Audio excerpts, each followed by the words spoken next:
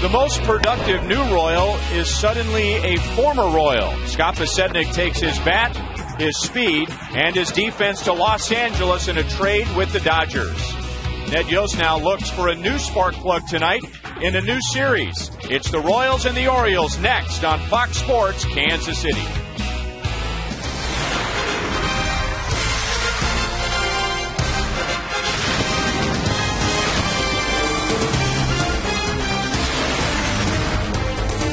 Scott Pasednik's departure throws the doors wide open for Alex Gordon over the next 2 months, and that begins tonight as the Royals open a 4-game series against the Baltimore Orioles. Hi, everyone. Welcome back to Kauffman Stadium with Royals Hall of Famer Frank White. I'm Ryan Lefevre, and Scott Pasednik was here for a short time, just 4 months, but may have been the most productive, prototypical type of a leadoff man since Johnny Damon. Well, I agree, Ryan, and losing Scott Pasednik leaves a big hole in that offense. He was the one guy at the top of the order that could give them an opportunity to score runs in the first inning. Base hit, stolen base, score from first base on a double, anything that with that speed, the Royals are going to miss that a lot the rest of this season. And now his departure doesn't just leave a hole in the Royals lineup, it's another hole in the Royals lineup. A huge one. You lose your number 3 hitter in David Jesus, and then you lose your third baseman who's also developed into a top-notch hitter in Alberto Castro, and now you lose Scott Pasednik. And you lose those 3 guys, it's not good for your ball club. But it also gives guys like Mitch Meyer and Alex Gordon an opportunity to play. All were having very good years before they were traded or injured. We haven't even talked about the defense that these 3 guys provided for the Royals, and that bottom line is staggering. 329 combined hits. That's more than a third of the Royals team total this year. So, one door closes, another opens up for Alex Gordon and Mitch Meyer. Well, this is the intent on this trade, and it opened doors for Alex to play left field every day, and we'll get an opportunity to see not only defensively, but offensively if Alex Gordon is ready to meet the challenge that was presented when he first signed him at number 1. Mitch Meyer, here's the guy that everybody's been saying has been in waiting to play. He's played all the outfield positions, played them well. He hasn't generated the power bat-wise, but he has gotten base hits. He does bring an element of speed to this ball club. So we know who's going to play left field. What we don't know with Scott Pasednik being gone is who's going to lead off. Well, tonight it's going to be Willie Bloomquist as the Royals begin a series with the Orioles. They made some news today. We'll get into that when we come back.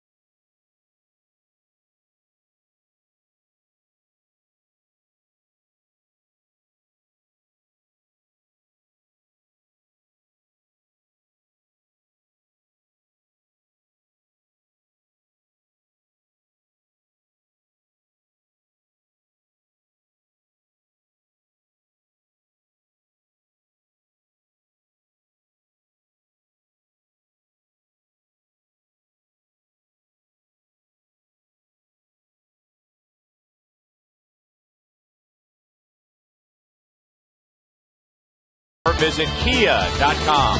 And by Kellogg's, the best to you each morning. Royals and Orioles have a lot in common. They're having disappointing years so far. They're in the process of going young. They have also made managerial changes. Here are the 4 so far in Major League Baseball in 2010. The Royals were first, then the Orioles. But of the 4 teams so far, Frank, the Orioles are the only ones who have made a permanent change. They announced today that Buck Showalter will take over on Tuesday. Well, Ryan, I tell you, when you're an interim manager, you always hope that you'll hang around and eventually get the job of the game. And now that the manager has been hired, now that staff down there has to wonder how they fit in the puzzle. Orioles have had problems on the mound this year more than anywhere else, but they're also having problems on offense lately. Here's the M&I Bank batting order for the Orioles tonight. They get Brian Roberts back. He's been out for most of the year with a back injury. Adam Jones has picked up his year after a slow start. And Matt Wieters, the phenom, is having an average season. He's batting 7th tonight, but it's only his first full Major League year. They'll be facing Kyle Davies for the second time this year, and here's the Kia report. Well, Kyle's got to keep it in the ballpark. 3 home runs allowed in his last start, Ryan, and the bullpen needs some relief. So they'd love to see Kyle Davies go at least 6 innings, 7 innings in this ball game and get back to pitching and not throwing. First 3 innings he pitched, and then he started throwing the ball, and that's when the home runs came. When the Royals were in Baltimore earlier this year, they split a 2-game series. Kyle Davies won the first game, but then Luke Scott hit 2 home runs off of Zach Greinke. They took game 2. It was a split. A 4-gamer begins tonight, and the first pitch is next.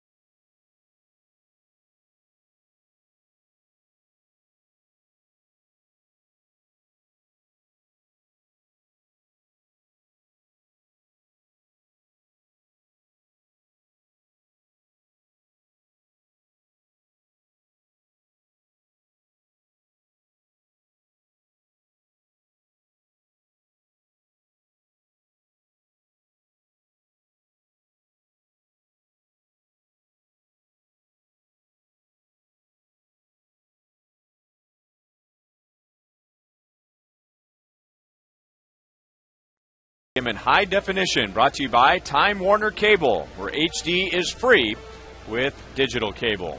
Well, we spent some time talking about Scott Podsednik getting traded to the Dodgers. We haven't talked about what the Royals have gotten in return. And to discuss that, there's Joel out in right field. Ryan, thanks. They got a young pitcher and a catcher. Pitcher who will report to low A ball, nice live arm, and a catcher at the AAA level. And the catcher we want to talk about is Lucas May. And we talked to Eddie Rodriguez on the pregame show because he managed him on that Team USA gold medal winning World Cup team last year. Also a part of that staff was our old buddy Jamie Quirk, who of course now is a bullpen coach for the Houston Astros, and I talked to him on the phone just a little while ago, and he said that he really likes Lucas May a lot. Said he's a good kid, high energy, good player, good catcher. He's got some power. He's not a power hitter, but has some power. He's intense. When he gets out there, he really wants to get after it. And he said, you know what? He coached both of those players, Scott Podsednik as the bench coach in Colorado and Lucas May on the USA team. He said he would make that trade in a heartbeat for a kid that maybe might not be a number one catcher in the big leagues, but he's better than a number two, somewhere in between. Just need a day off here and there, guys. All right, thanks, Joe. So picking up a player who plays a premier position. And Scott Podsednik in the lineup for the Dodgers tonight, playing in center field.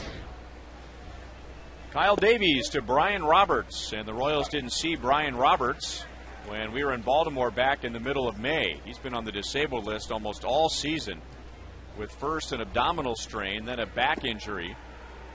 He also spent some time in the hospital with pneumonia. Other than that, Brian Roberts has had a wonderful year. Happy to be back on the field. And he drives that into the left field corner. Alex Gordon into the corner. Didn't play it very well, and now he's going to have to chase it down, and Brian Roberts will hold at second base. Nothing new for Brian Roberts. Last year, he became the fourth player in Major League history to have a 50-double season for the third time. He did a good job staying on this fastball. Kyle Davis ran a two-seamer away. Alex got in his corner too deep right here, and the ball was able to kick by him. So one of the things Alex got to learn about playing left field is when to pull back. When he realizes he can't catch it, pull back, try to get it on one hop, and get the ball back to the infield.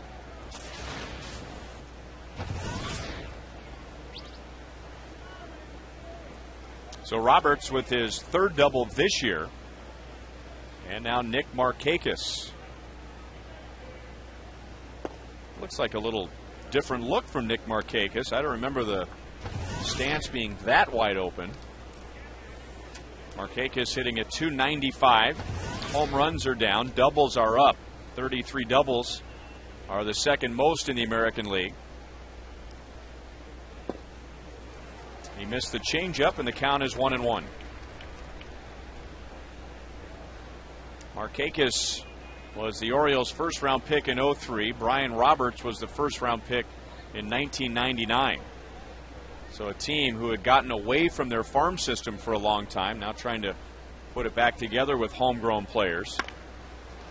Hit hard to Aviles, and that gets Roberts over to third base.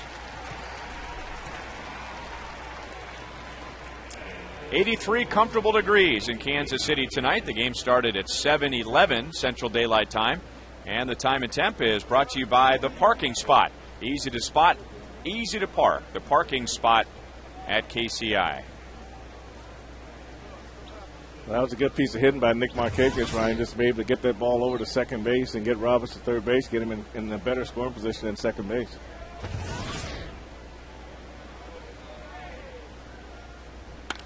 And Ty Wigginton into right field. Bloomquist gets behind it. Roberts tags. And Bloomquist's throw is offline. Baltimore takes a 1-0 lead. So very good situational hitting there. Get him on, get him over, get him in. That's another pitch here, Ryan. Kyle Davies didn't get down in the zone. It started to run in on Wigginton, but he stayed with it and drove it to right field deep enough for a guy with Brian Roberts' speed to score easily.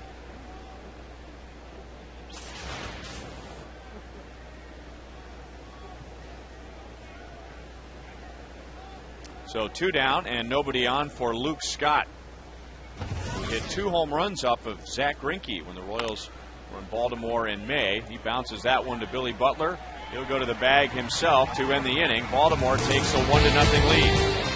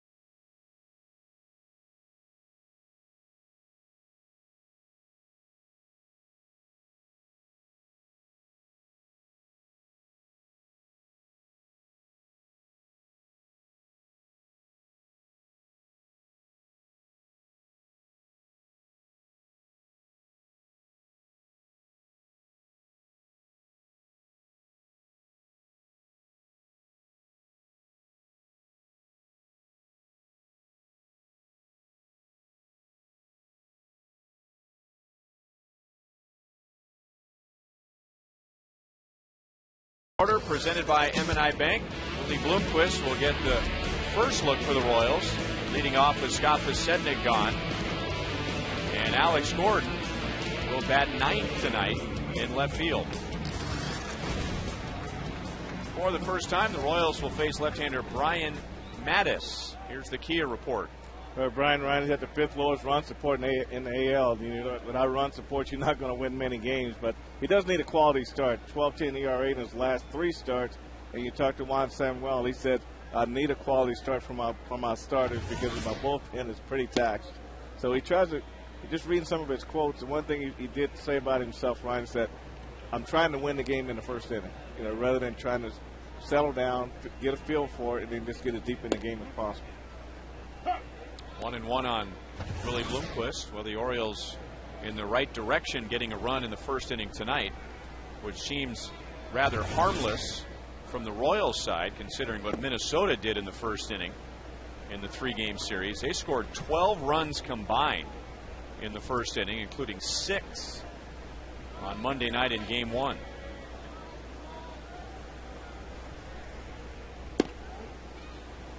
Two balls, 2 strikes on Willie Bloomquist. 2 hits and an RBI in the Minnesota series. Juan Samuel taking over on June the 4th. That's when Dave Tremblay was fired. Samuel played a couple of seasons with the Royals. Line right to Brian Roberts.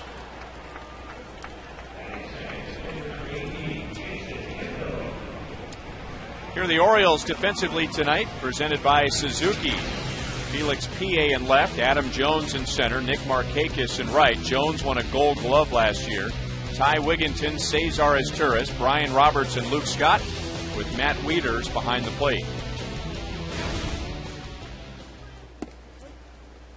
Jason Kendall showing the defense a bunt, trying to draw in Wigginton at third. And talking about opportunities, Ty Wigginton has one now with Miguel Tejada being traded from the Orioles to the Padres before the game tonight. So that opens up third base for Wigginton.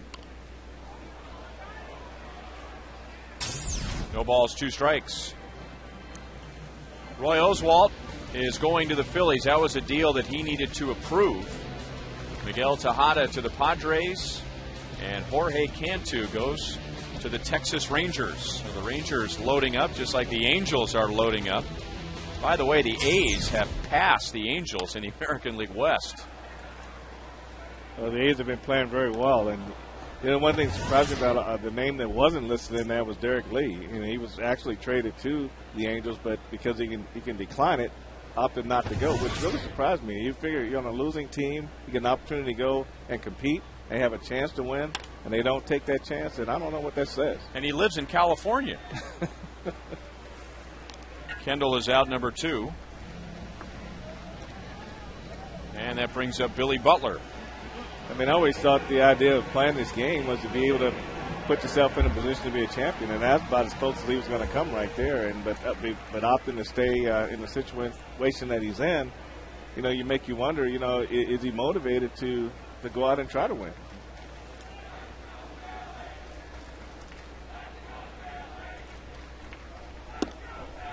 Mattis throws a strike to Billy Butler. Well, I do agree with you. The Texas Rangers, they're not really standing pat. They're getting stronger, as strong as they can get. And this deal for Cantu, that's a big deal for them.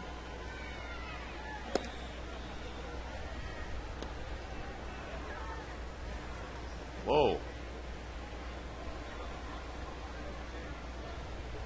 When was the last time you wore green shorts like that? I don't remember any hair bands in the 80s wearing green shorts like that, do you? I think the Green Hornet was a little bit earlier than him. Yeah, that looks like maybe a Boston Celtics back in the 1950s or 60s. Maybe Robin to go along with Batman, maybe. Luke Scott over near the tarp, and Brian Mattis faces 3 in the bottom of the first inning.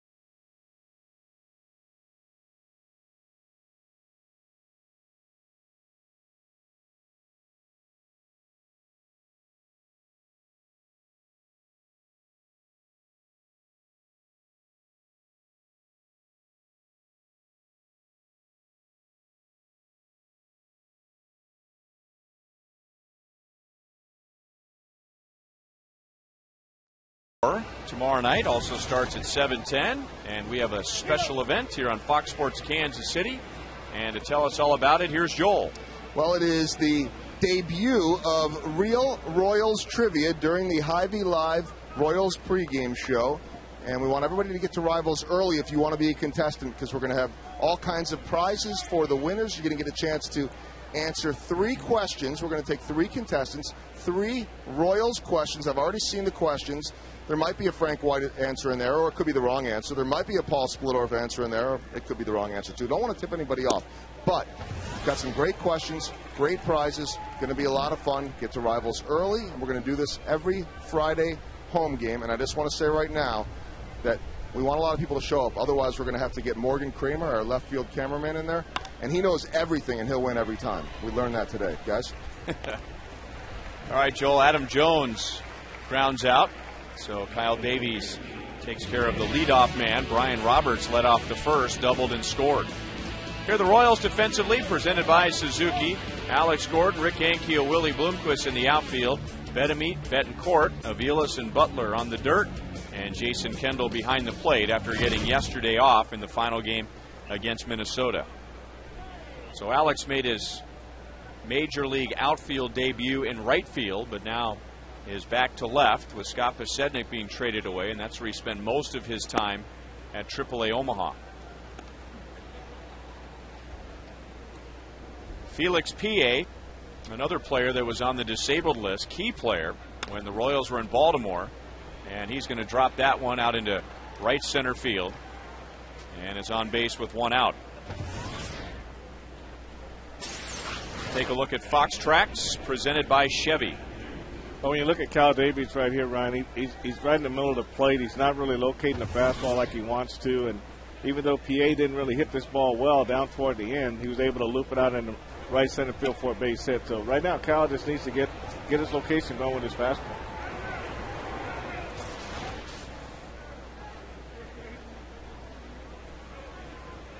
So PA at first, 1 out for Matt Wieters,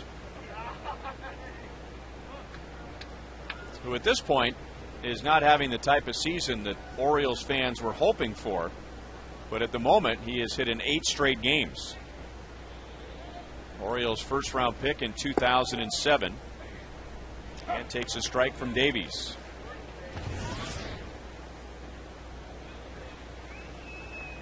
It would be pretty hard for Matt Wieters to match the expectations placed on him when he was called up in the middle of last year. He was described by some as a Joe Mauer with power. That's pretty unfair. That is unfair. Even though he had a 2-homer game just recently, Ryan, I wish they would let these young guys come up here and just play and then let them show you who they really are once they get here. Once you put those tags on them, expectations go up, and then they happen to play against a guy like Joe Mauer and they see how he actually does hit, then that could traumatize a young guy, because it's very rarely Joe Mauer goes to the plate and don't square the ball up. Wieters is a switch hitter. Orioles took him out of Georgia Tech in 2007, where he was a college teammate of Blake Wood.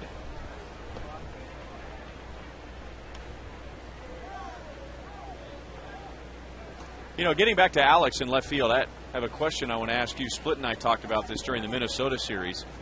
If you have a guy breaking in the outfield, and I'm asking you this as an outfield coach, former outfield coach, would you rather have him out in a lot of space, like the pasture we have here at Kauffman Stadium, where he's free to roam, or would you want him in a shorter outfield as PA moves up on a pitch in the dirt and a runner at second and 1 out? Say, you know, he's more confined in right field at Yankee Stadium as opposed to here. He's a good athlete. He can run around. He has more space to run around. Now, Ryan, it really depends on the athlete, but I think I would rather have him in a bigger ballpark. I'd rather have him play deeper, so he's just worrying about coming in on the ball, and then when he gets more comfortable, move him in until he gets more comfortable going back on the ball. I think in shorter ballparks, there's more of a tendency to make a mistake because the ball gets on you a little bit faster. We saw in New York the ball against the wall, and you get too close to it, the ball comes back over your head. So I think I'd like to have a guy deeper and not try to get him to play where the guy before him was a true outfielder was playing and try to worry about going back and forth. So you saw the ball early in the first inning, just knowing, okay, I don't have a chance to catch this ball, so I need to back off and let the ball play off the wall and catch it on one hop. So you go into the corner with the ball, now the ball hops over your head or gets by you. So just knowing the parameters and the ground rules, but I think you can learn them better in a big ballpark than in a small one. 3 balls, 2 strikes on Wieters. And now Kyle Davies walks him. And to add to that, another wild pitch, and Felix P.A. will move up to third base.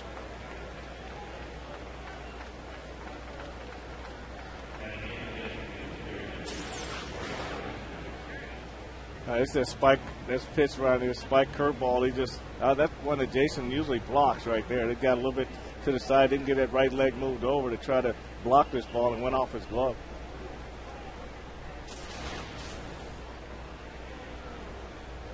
So 1-out single, 2 wild pitches, and now walk to Wieters. And Corey Patterson comes to the plate. Royals hoping for a ground ball and a double play, and Patterson has grounded into only 3 all year. High for ball 1. Speaking of first-round picks, Corey Patterson, taken by the Cubs back in 1998. He was the 3rd overall pick, and when he was in the Cubs system, regarded by many as not just the best prospect in the Cubs organization, but in any organization. He could do it all. You know, the game of baseball will really tell you just how well you can play this game when you get enough at-bats under your belt. And one of the biggest things when you come in with that kind of talent, one of the biggest things that hurts you is that you don't realize when you need to make a change. And if you're stubborn to change in this game, it will catch up with you. And then you find yourself, back and forth between the big leagues and the minor leagues. You find yourself traded a few times. And finally you get with a ball club that says, look, maybe I do need to make a change. And right now he's having one of his better seasons. Fox Track says that was a strike. Laz Diaz called it a ball. So 3-0 on Patterson. And that is outside. So back-to-back walks. And now the base is full of Orioles. PA at third, Wieters at second, Patterson at first.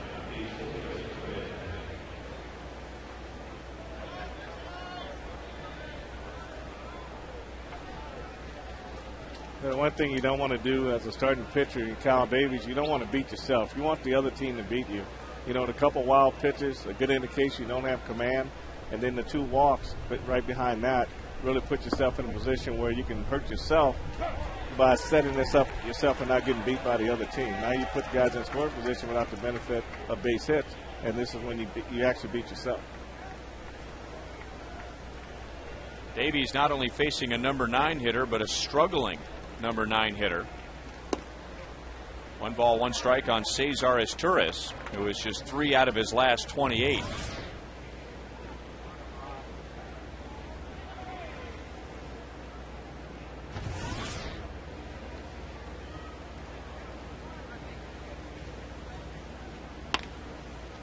Grounded to second, going to have to hurry. The throw is high, and that cost the Royals a double play and a run.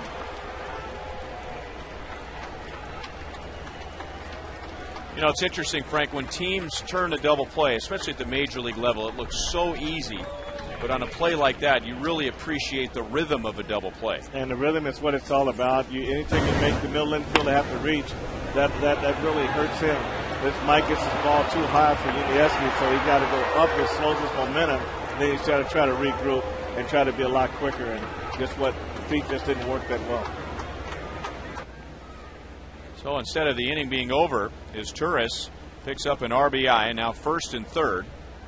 And Brian Roberts, who opened the game with a double, takes ball 1.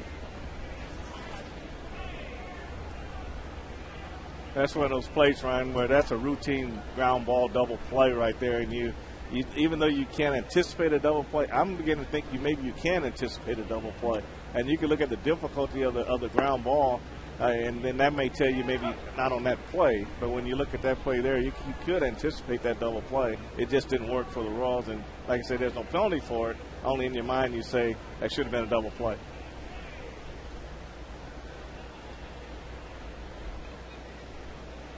Another example of how fielding percentage is helpful in evaluating a team's defense, but in other ways it doesn't tell you the whole story. As you said, there's no penalty, there's no error. You never assume a double play. But in people's minds, that's a play that should have been made. It should have been made, and they should have been in the dugout. And I think that's how you have to look at it. I don't know if there's a column you can put it in, but you go from possibly having no earned runs to maybe an earned run because of that double play not being turned.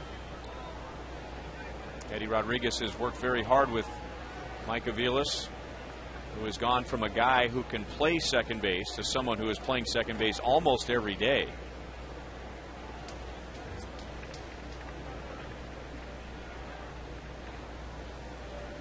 And now Aviles hoping and praying that Ryan Roberts doesn't make it a 2-run inning. Still down in the count, 1 ball, 2 strikes. It's interesting talking to Eddie about working with the infielders and doing extra work before batting practice.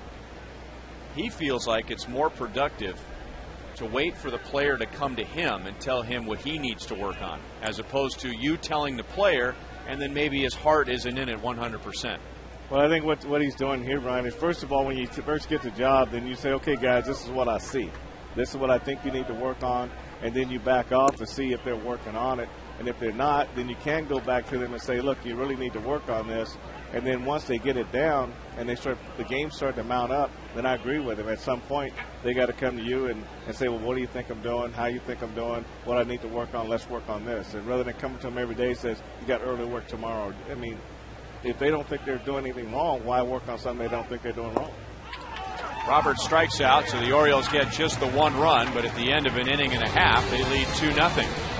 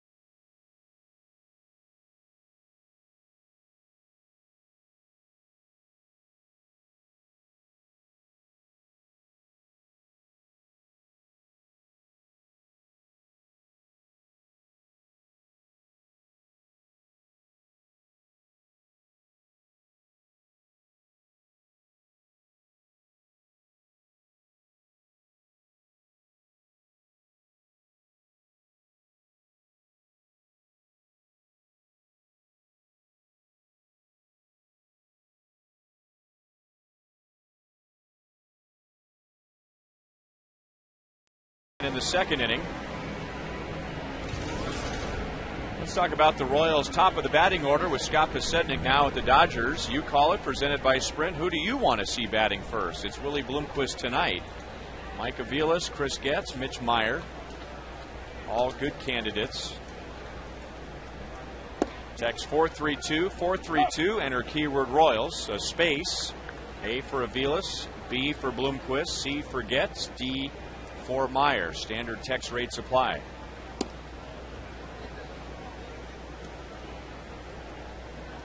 Tonight it's Bloomquist, but those are 4 good candidates. Although I think the Royals would eventually like to see Mitch Meyer become more of a middle of the order type hitter as opposed to a top of the order guy. Jose Guillen is out on a pop-up to first base. One away in the second inning. If you send in your text tonight, Sprint will send you a bounce-back text message giving you instructions on how you can apply to win a suite here at Kauffman Stadium for you and 11 guests.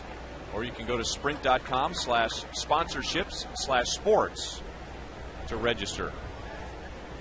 Whoa, 47%, now 41% for Chris Getz. Well, I think the fans are looking at the fact that Chris Getz is your next stolen base leader at 11, and his stolen base percentage is higher than anyone else, and he does have the ability to lead off and be productive there. But some things have to happen. First, he's got to play every day at second base, and Mitch Meyer, you need those power numbers for him to be in the middle.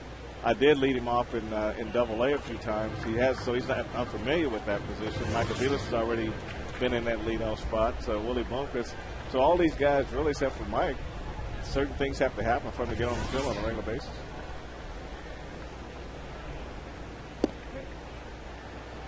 Two balls and one strike to Wilson Betemit. 3 hits in the Minnesota series, another double, and he drove in a run. Royals all getting their first looks firsthand at Brian Mattis, who didn't get that call. 3 balls, 1 strike.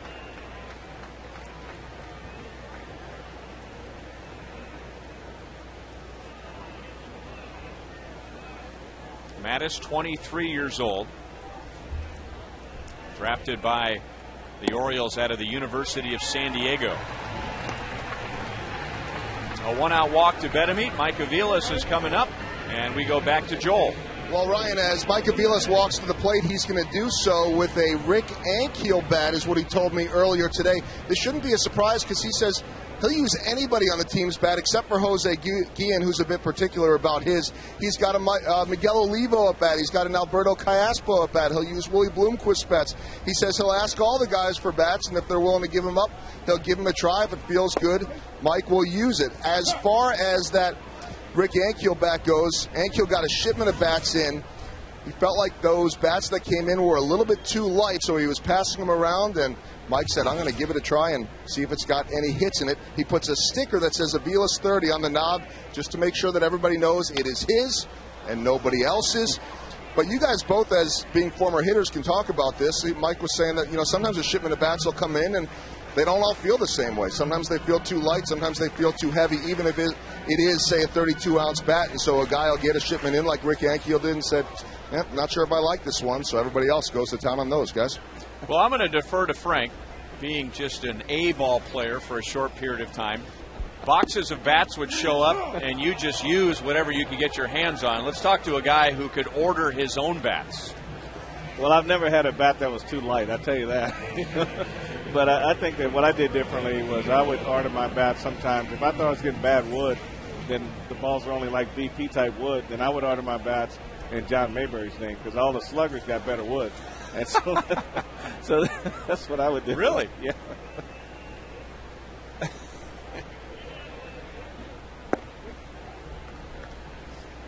0-1 to Rick Ankiel. Something that has changed from when you played to today. I would guess most guys' bats today are about the same size. He said everyone hits with about the same length of bat, the same weight of bat, maybe a little change here and there. But I remember when you played, because that's about the time I was hanging around clubhouses as a kid. I mean, some guys swung huge bats. I mean, there's a big disparity from the biggest bat to the smallest bat. Well, that's true. They like long bats. I use a 32. My bat's 32 ounces, 35 inches. And now the guys stay in that 33 to 34 inch range. And then in the hot weather August, I go down to 34 and a half, 32, 34 and a half, 32.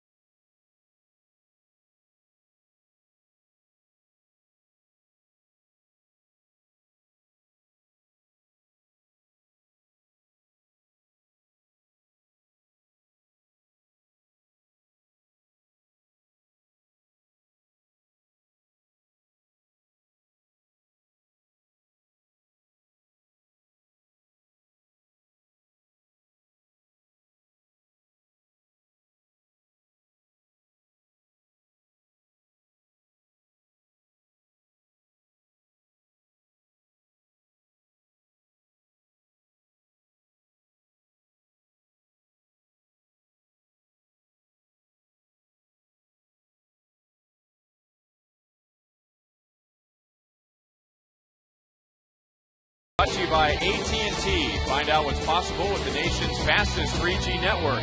AT&T, rethink possible. And by Panera Bread. Explore a menu of hearty soups, salads, sandwiches, and breakfast items at Panera Bread. 2-0 Orioles, and in the top of the third inning, we're going to talk Royals Alumni Fantasy Camp with Greg Pryor.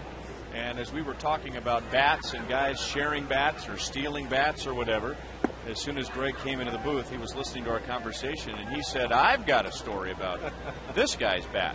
Well, I was lucky enough to locker next to Frank for 5 years, and I used to check his bats out occasionally when he wasn't around. And I had a bat that I liked. Frank didn't know I took it, and it was in the bat rack. And when George had 1,999 hits, he asked me to borrow a bat. The only time in 5 years George asked me to borrow my bat. So he used Frank White's bat, got a hit on his 2000th hit, broke the bat, and I found the bat after the game, went up to George's locker, and I said, George, this is your 2000th hit bat. He says, I didn't like that bat. I can't believe I used it. You can have it. So I have Frank's bat, which was George's 2000th hit bat. So George autographed it. Nick Markakis launches it deep into right field, and now the Orioles have scored 1 run in each of the first 3 innings. And that was on a 1-2 pitch from Kyle Davies, so he was ahead of Markakis. And Markakis hits his 7th of the year.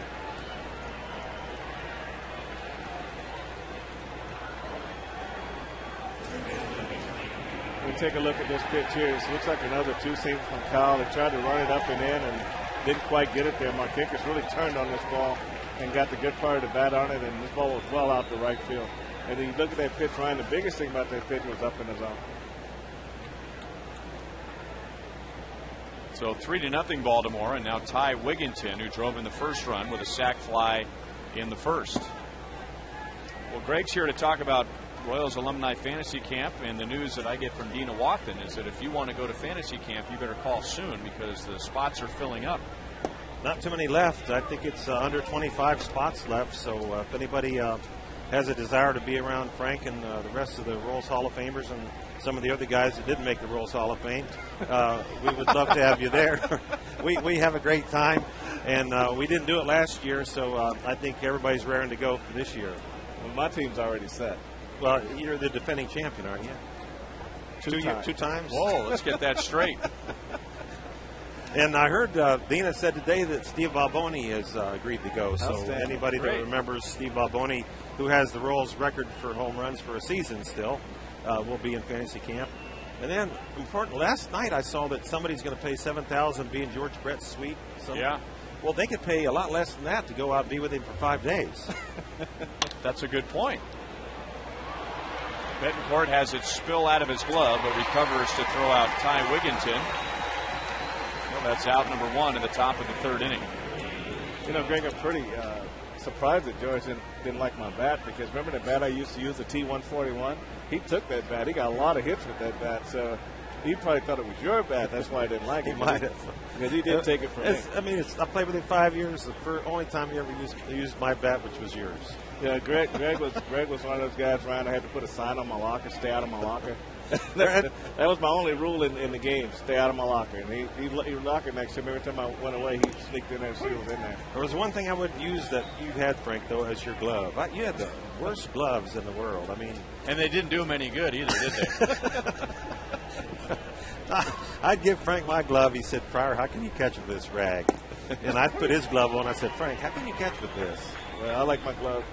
You know, my thumb and little finger, I like to be stiff. I didn't like it real sloppy. You know, when the weather got hot, and his glove was long, and he just stuck it down there, and the ball went in. He had to bend his knees. His glove was so long. But you know, talking about the Orioles, when Brooks was still playing, I put his glove on one time in spring training, and he wasn't looking, and I said, if I could only steal this glove, I could be a great fielder. He had the most beautiful glove in the world, Brooks Robinson. See, these are the things that you get in addition to playing baseball at fantasy camp. You hear these guys telling stories about not the big hits that they got in games. I mean, that was important. The fans remember that. But the behind-the-scenes type stuff. And I'm thinking as you guys were lockering next to each other and you had the keep out sign, You wouldn't have that problem nowadays. Everyone's got a locker in between their locker now. They've got a locker for their uniforms, and they got a locker for their street clothes. And they got mood lighting above the locker. They got their own internet in their locker. I mean, this is outstanding. Like I say, we're the Gladiators. We had wooden stools, 2 8-foot tables, had a bowl of pretzels on one end, a bowl of chips on the other end. That was it. Now they got their own cafeteria. Well, think about fantasy camp too, that gentlemen and women need to know that it has nothing to do with ability or age. I just met a guy in the parking lot outside, Frank, who's 74, it's going to fantasy camp. Yeah, he's one of the parking lot attendants. You remember John? John was 72. Right. That was our first 70-year-old player. So. And we've had players that have gone for their six straight years. I think will be the next year.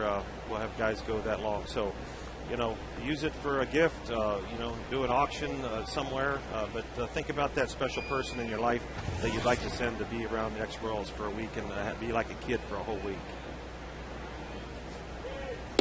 And Greg, I'm glad you mentioned the ladies too, because we don't spend enough time saying that ladies are welcome. In fact, ladies have gone to Royals Alumni Fantasy Camp and have as much fun as the guys do, maybe even more fun. They have separate showers. We don't make them shower with us.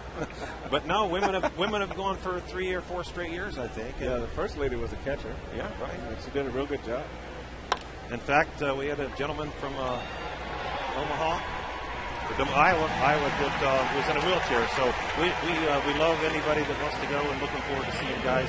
And there's just a few slots left, so let's get people signed up. Thanks for stopping by, Greg. Okay, thank you. All right.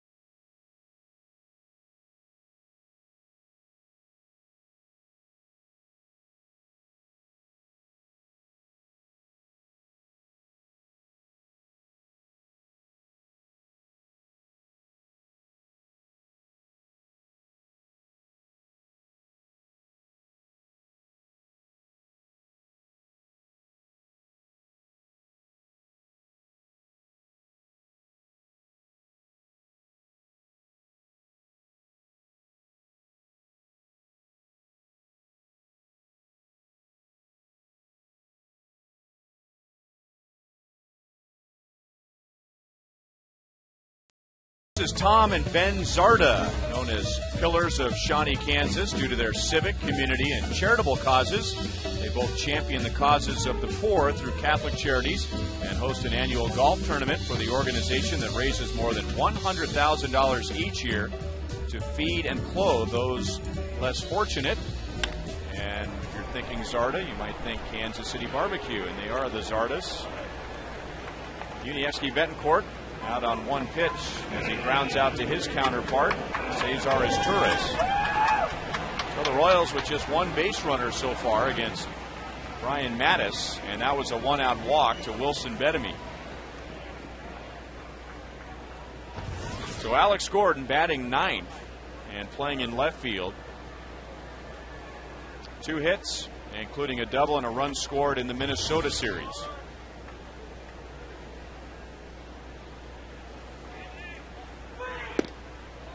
A strike from Mattis.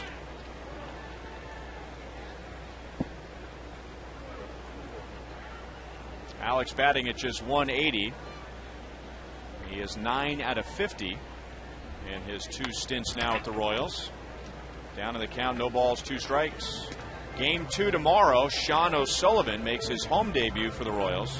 Jake Arrieta for the Orioles. And after the game, another new and improved Fireworks Friday presented by Pepsi and Hy-Vee.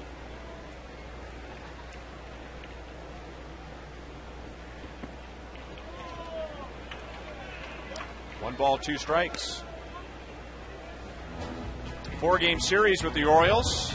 Tonight, tomorrow night, fireworks after the game. Saturday night, Sunday afternoon. And the Royals are back on the road for another long road trip. Seems like we've had long road trips all season. Alex trying to stay back on the breaking ball. It's still 1 ball, 2 strikes. Royals will be heading to the West Coast. 9 games in 10 days. It's almost like we just left the West Coast.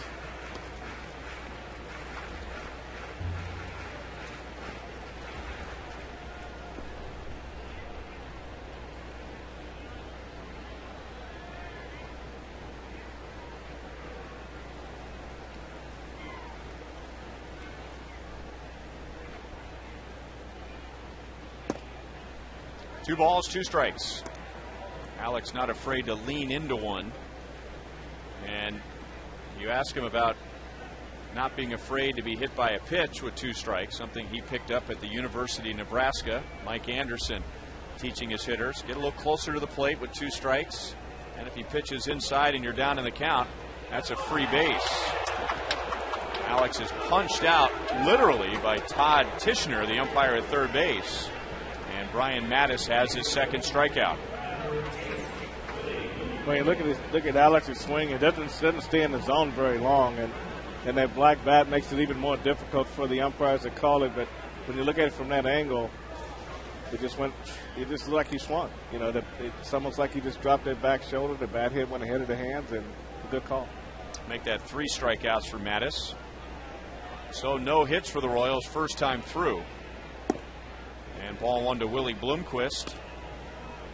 He lined out to Roberts at second base in the first inning. That's really the only well-hit ball so far. Bloomquist getting an opportunity to lead off with the trade of Scott Posednik late yesterday. Called a strike, 1-1. There's a very professional way of questioning the home plate umpire without showing him up. Willie just kind of staring up into the clouds, talking under his breath to make his point. Over the outside, 1 ball, 2 strikes.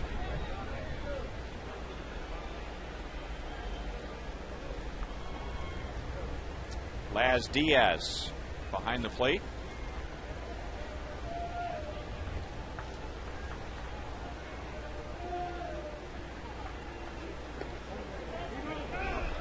No swing this time. Wally Bell, the umpire at first base, is the crew chief.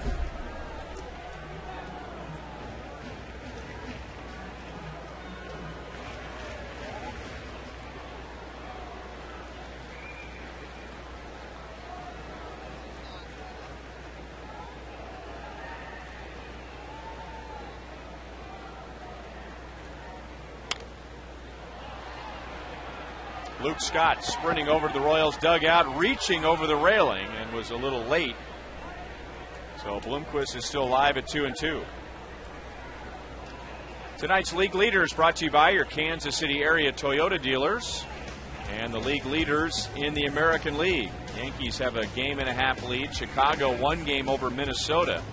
Texas 7.5 in front of Oakland as the Angels have dropped to 3rd place. And if the season ended today, the Tampa Bay Rays would win the wild card.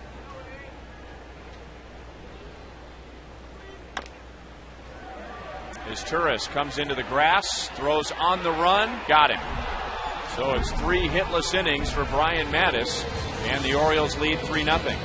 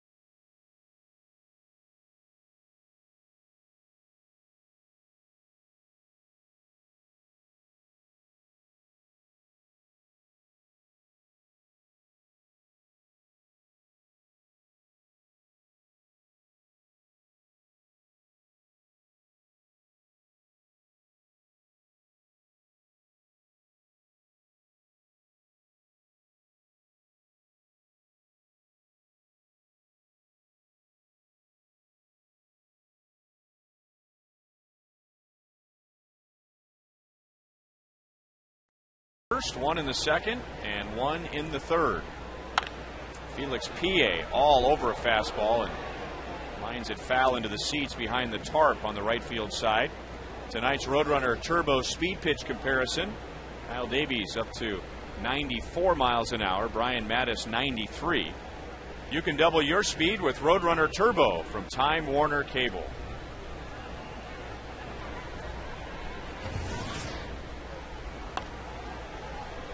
No balls, 2 strikes on PA with 1 out in the second inning. He singled, went to second on a wild pitch, went to third on a wild pitch, and scored on a ground ball from Cesar Izturis. The Royals failed to turn a double play, which would have ended the inning. And PA coming across to score.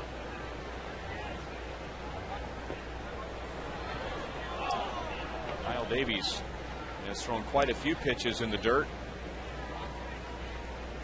Mason Kendall has had a busy night already.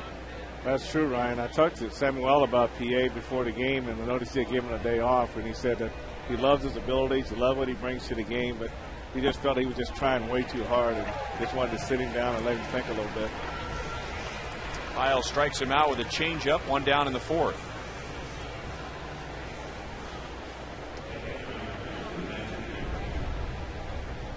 Nick Markakis hit a home run in the third inning. And now Kyle has given up 9 home runs in his last 5+ starts. He won on Saturday at New York, but he gave up 3 home runs.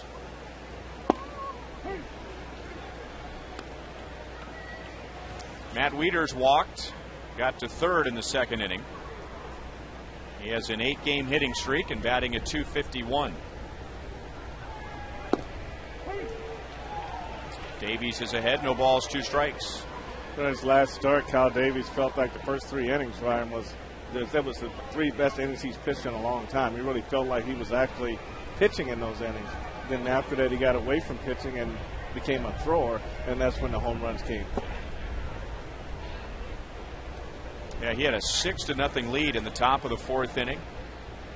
Had allowed no runs, 2 hits in the first 3, but then over his next 2 1/3 innings, gave up 4 runs, 3 home runs. The bullpen bailed him out. Kyle ended up with the win, and it was his first win since May the 28th. So he went from May the 28th until July the 24th without a win, almost 2 months.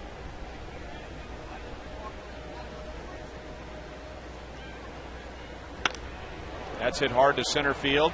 Ankiel sprinting back towards the warning track and makes the play.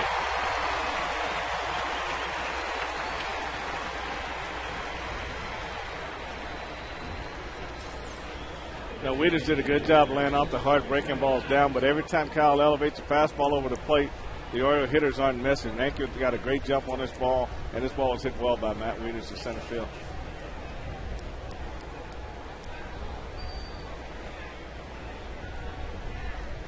I'll tell you what I noticed in spring training, the first few games with Rick Ankiel in center field. He is an above-average center fielder. I agree. He gets great jumps, not afraid to challenge the ball, not afraid to dive. So whatever's needed from an aggressive standpoint, he brings it to you in center field. Corey Patterson on base for the second time tonight after walking back in the second inning. Takes very good routes, as the center fielder should, although it was really no guarantee he could play center field when the Royals signed him. Play center field every day, that is.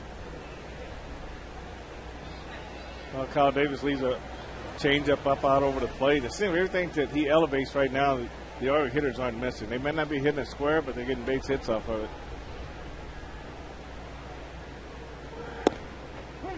I think the one thing, Ryan, about Rick Ankiel that you've mentioned was, is he able to play every day? Is he able to give you the 135, 140 games? So far, he's proven that injuries have always derailed him somewhere, and he's been slow to come back, from the injury. So that may prevent him from playing a lot of games at center field, because center field is that part where you do a lot of running, you do a lot of diving, and you cover a lot of ground. And the key to having a successful career as a player is having those little injuries, but you have to be able to come back quickly from them.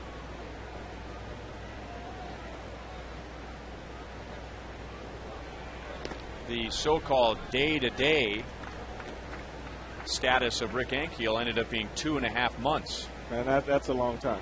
And, because now you have to factor in rehab time and things like that, where when we played, we didn't have rehab time. When it's time to go back in, he went right back in. 2 balls and 1 strike on Izturis. He drove in his 20th run in the 2nd inning when the Royals failed to turn a double play. Got just 1 out at second base. A double play would have ended the inning, but with no double play, PA came around to score the 2nd run of the game. Patterson is running. The pitch is low, and Kendall's throw goes in on a hop. That's Patterson's 18th stolen base of the season. Patterson had a great jump, too. He was off and running before Kyle got going, and he just had that lead where he was leaning towards second base all the way, and he beats his throw easily to second base.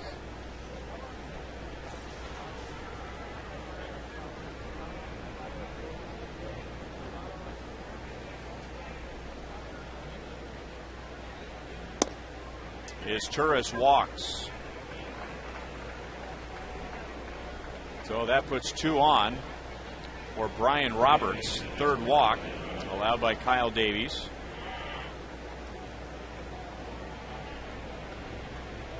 That's about the percentage that pitching coaches are looking for. We had this discussion with Bob McClure, and of course it's different with every pitcher depending on their style, but anywhere from 65 to 70, if not higher, is ideal for a guy who has a good fastball, and Kyle Davies has a good fastball. He has a great fastball, Ryan. You're right, and he's got to be able to locate it. I talked to Bob before the game about fastball command, and he agrees that, regardless of what your secondary pitches are, if you can't command your fastball and they can eliminate that fastball, then they go right to your secondary pitch. And that's why sometimes when you see Zach, when his fastball is not being located, then he goes with that get me over curveball, and hitters swing at it first pitch and they drive it because they've eliminated the fastball and they're looking for the secondary pitch. And he does have a good slider, but he hasn't really got to the point where he wants to throw that slider first pitch strike on a regular basis. He's ahead of Brian Roberts. No balls, 2 strikes. Roberts opened the game with a double into the left field corner and came around to score on a sacrifice fly, and then Kyle Davies struck him out in the 2nd. With 2 outs and nobody on, Patterson is singled. Izturis has walked.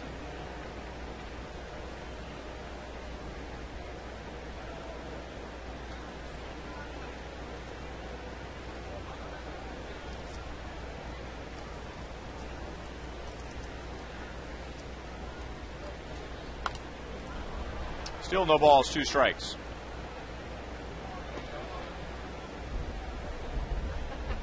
Last year, Brian Roberts led the major leagues with 56 doubles. It was his 3rd 50-double season. Only the 4th player in Major League history to have 3 different 50-double seasons. And the other 3 are in the Hall of Fame. Chop to Butler. He'll go to the bag himself. And for the first time tonight, the Orioles are scoreless.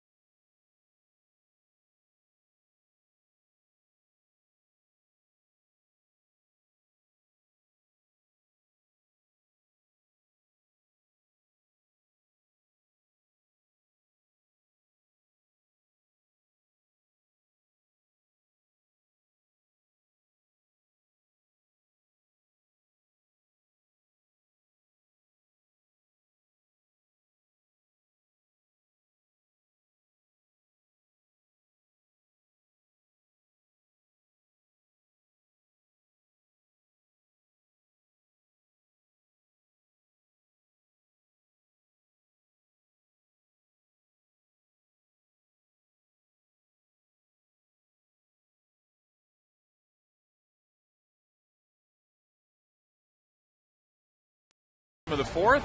Here's tonight's Cabot Woodstein legendary performance.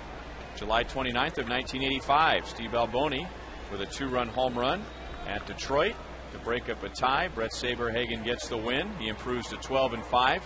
Balboni goes on to hit 36 home runs that year. That is the Royals' single season record. And we heard from Greg Pryor an inning ago as we were talking about Royals Alumni Fantasy Camp that Steve Balboni will be there.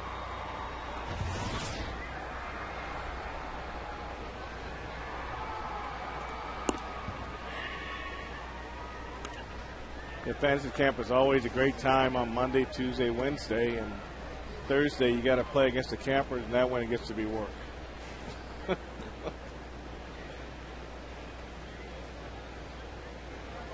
Jason Kendall grounded out his first time. Head in the count, 2 balls and 1 strike. Kendall getting yesterday off. He is now 0 for his last 13.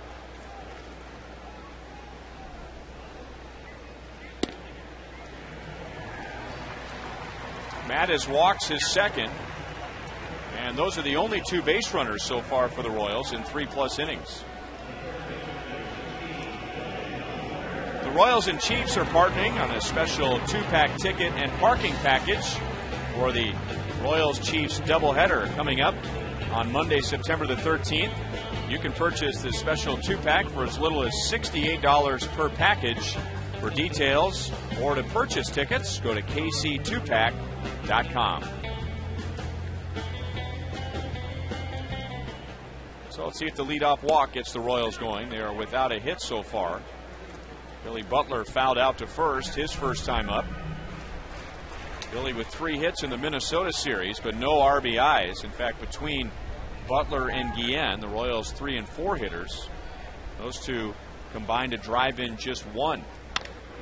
And Billy slams it into left center field, and it is off the wall.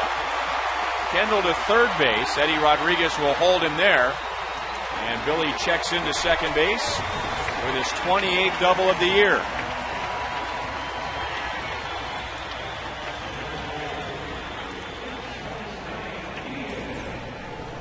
Billy picks on a fastball that came down and into his swing, and he really got extended on this ball. Head down on the ball.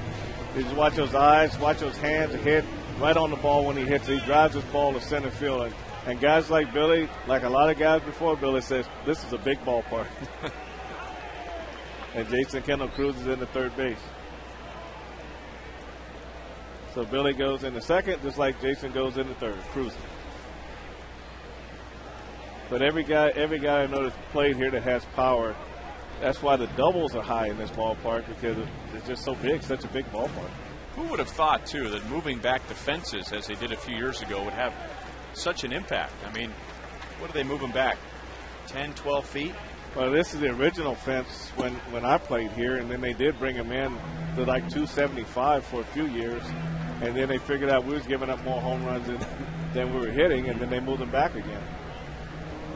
And that may have something to do with the stadium renovations and things like that. I mean, obviously that was an important 10 to 12 feet because, like you said, prior to that, this was a ballpark where, and it was a different era. It was a different era when the strike zone was even smaller than it is now, and the players weren't getting any smaller. But the ball would fly out of Kauffman Stadium, and just to try and even it up, trying to make it a more fair ballpark, as you said, moving them back to the original dimensions, but it has changed as if the Royals moved the fences back 30 feet.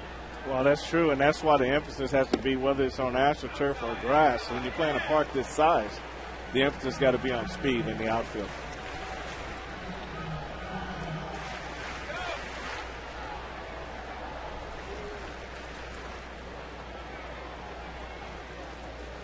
Jose Guillen fouled out to first in the second inning. 2 runners in scoring position. And he'll take the 3-0 pitch.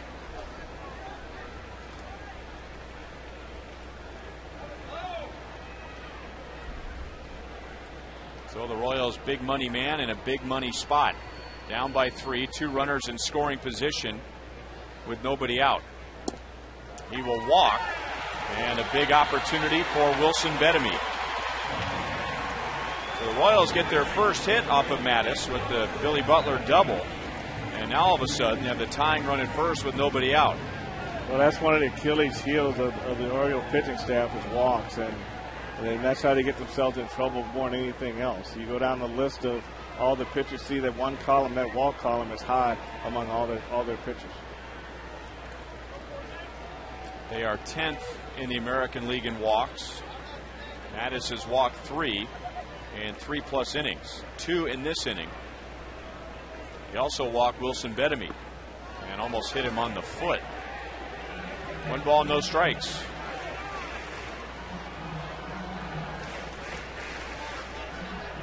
Well, the Royals are facing a good young pitcher, a good young arm, but a struggling pitcher. And we showed you in the Kia report that over his last 3 starts, his ERA was over 12. He only gave the Royals 1 base runner in the first 3 innings, but now a walk, a double, and a second walk. And the Royals will be looking for a big inning. It is 2 balls and no strikes on Bettamy. Well, you're always torn when you're a hitter in this situation. You got a pitcher that's wild and walked a couple guys ahead of you. You got the bases loaded, no outs, and a 2-0 count. You can drive the ball if you get your pitch.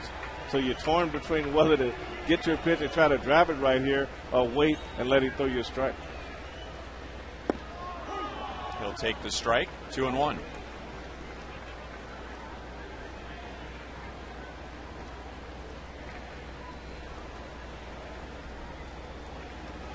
Kendall at third, Butler at second, Guillen at first.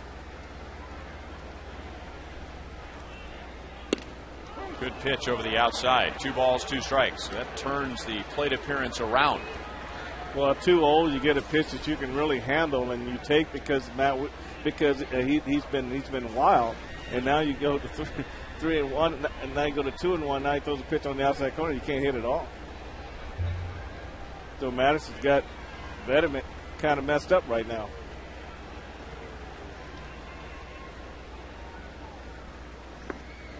Laid off it and blocked by Wieters. And with a runner at third base, there's always a chance for a cheap run with a wild pitch. And while Brian Mattis has been wild at times this year, and he's walked 2 in this inning, he does not have a wild pitch all season long.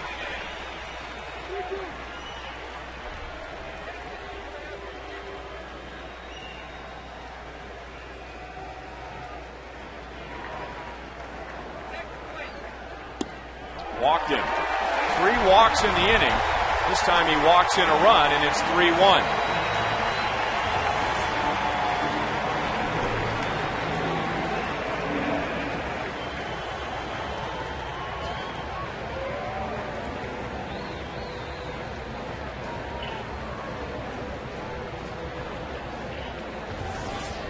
So a young catcher out to talk to a young pitcher.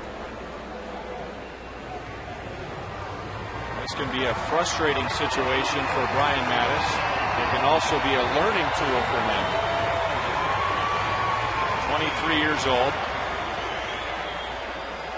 First full season in the big leagues.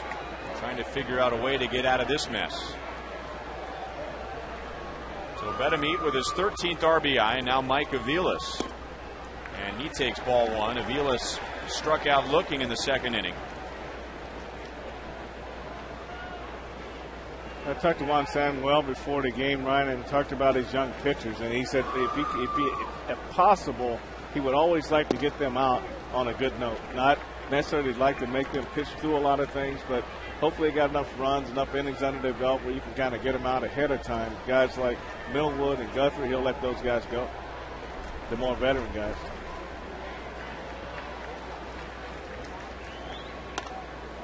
One ball, 2 strikes. Aviles trying to go to the opposite field. So they're busy in the bullpen already. Mark Hendrickson, a former NBA player, is warming up. Mattis stays away with his fastball to Aviles. If he stays up, then he's really pitching right to his swing, and he can't drive that ball if he can't get it to the inner half of the plate. Did he go? Wally Bell says no. 2 balls, 2 strikes.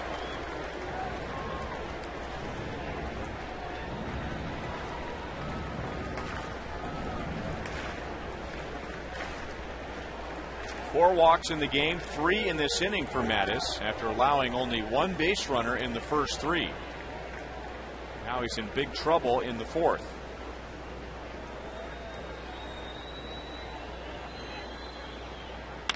And Aviles lines it to right field. Markakis is there. So Butler will come down to score, and it's 3-2. So Aviles comes through. And down in the count. Got the count to 2 balls, 2 strikes, and drives it his 15th of the year.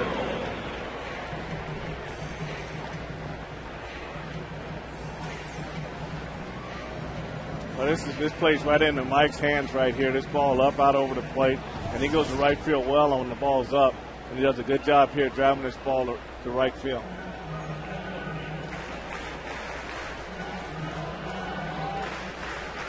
And now Rick Ankiel, Mattis struck him out for the final out of the 2nd inning.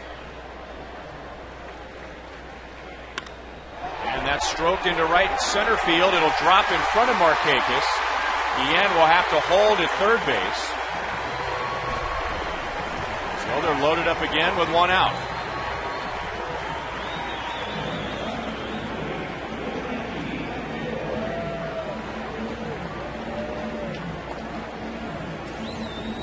Breaking ball, curveball to Rick Ankiel. Didn't hit this ball very well. He got it right on the end of the swing, hit around it a little bit, and just looped it right into right center field. Gian got a good. Gil got it. I don't know if Jose could have scored on this ball or not, Ryan. Even if he goes right away. Eddie Rodriguez, his job is to see Gian what kind of jump he got, see the base hit, and then make a decision. And he decided to hold Jose up with 1 out. And Brian Mattis is going to come out after 3 1/3 innings. It'll be Mark Hendrickson in the Chevy call to the bullpen to face Betancourt.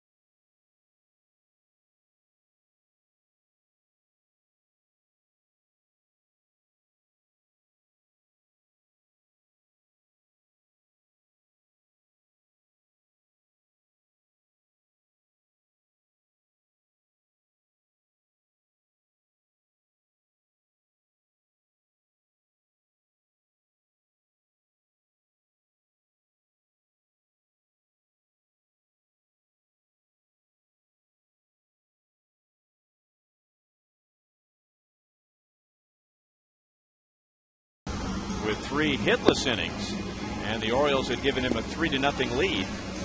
But Mattis losing his control in the 4th inning, walking 3, including 1 with the bases loaded. And the veteran Mark Hendrickson comes on to face Yuniesky Betancourt with Jose Guillen at third base, Wilson Betemit at second, and Rick Ankiel at first.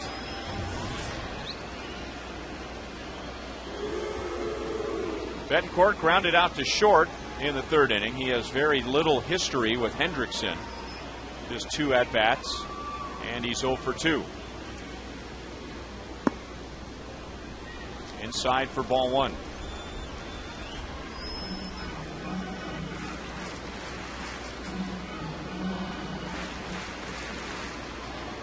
Betemit is driven in a run, or forced in a run, with a bases loaded walk. Mike Aviles has a sacrifice fly. Betancourt may have gone out of the strike zone. He is nodding his head as if to acknowledge, I know what I did wrong. It's 1-1.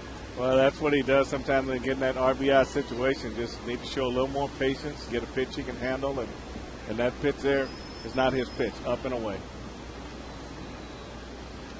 Uni already has 2 grand slams this year. Line drive to center field. That's going to tie the game. Adam Jones fumbles the ball out there. And now Betamit going to try and score, and he will.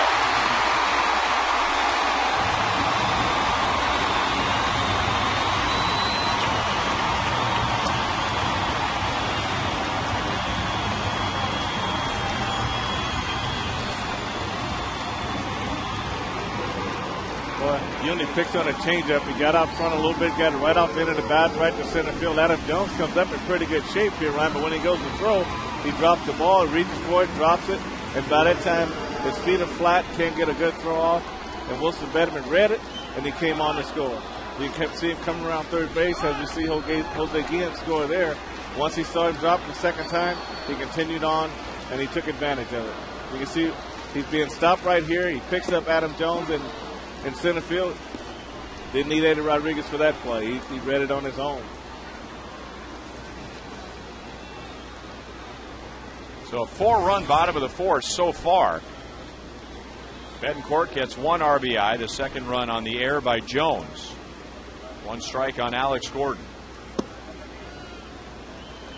Alex struck out swinging against Mattis in the 3rd inning. So the first 4 reached in the inning, and all have come around to score.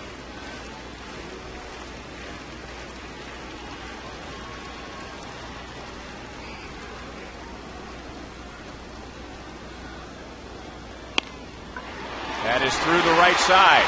Here comes Ankiel around third base. Markakis has a great arm, but he couldn't get his feet set, and the Royals lead by 2.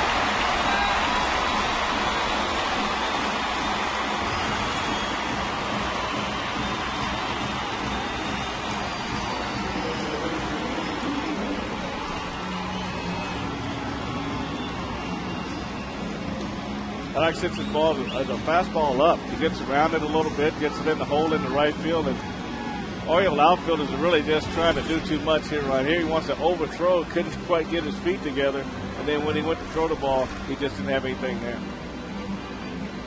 That's when you do that, when you're really trying to use all your arm strength, and you just don't quite either get the grip on the ball, or you just don't feel like you got your feet in the right position. He does fine there. Now he's got into his crow hop, and now I don't know whether he was indecisive as to where he wanted to throw this ball. Maybe that caused him to hesitate. But it looked like he had the ball, and his footwork was good, so maybe he just wasn't confident in where he wanted to make the throw. And he has one of the better arms in the American League. I mean, if you're the Orioles, you want him to unload that throw, but he just can't take 11 steps before he does it. No, you can't do it. Willie Bloomquist to the plate. He's the 9th man to bat in the inning. There's only 1 out. 2 balls, no strikes on Willie. He is lined out to second base and grounded out to short. This game was not looking good for the Royals at all in the first 3 innings. Orioles getting a run in each of the first 3. Brian Mattis had not allowed a hit. And now Mattis is gone. The Royals have hung up a 5 on the scoreboard. 2 balls, 1 strike. Sprint, you call it. Who do you want to see batting first? And Chris Getz still out in front. Not as wide a margin as earlier. 5 percentage points ahead of Mitch Meyer. Text 432-432. Enter keyword Royals, followed by a space. A for Aviles, B for Bloomquist, C for Getz, D for Meyer.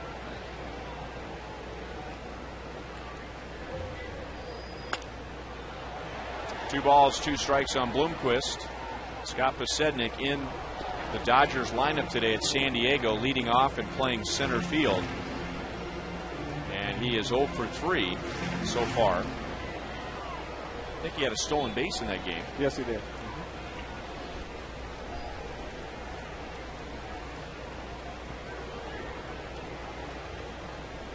Betancourt at second base, Gordon at first. They have both driven in runs in the inning. Now Bloomquist over to Wigginton. They get the out at second base, but it was an awkward reach for Roberts, so no double play. And the Royals are still breathing in the 4th.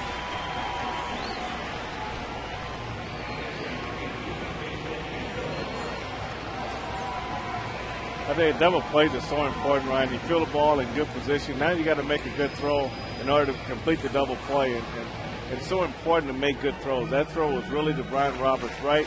Once he got in this position right here where the guy was really going for his speed, you might as well hold the ball because you got to run the risk of throwing the ball away at that point. But that's why the double play is so important. That's why it's got to be some kind of penalty for not turning that double play because that gets the pitcher off the hook. A strike to Kendall. He started all of this with a walk. Scored on Wilson Bedemeat's bases loaded walk. Jason is 0 for his last 13 as far as at bats go after grounding out in the first inning.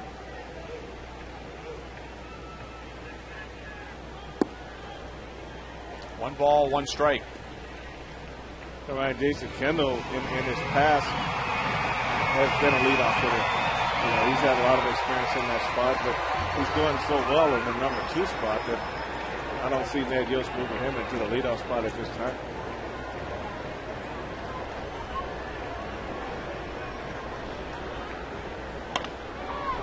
Grounded to Luke Scott. That goes off of his leg, and Hendrickson with a heads-up play grabs it and tags out Kendall to end the inning. But the Royals come up with 5 to take a 2-run lead.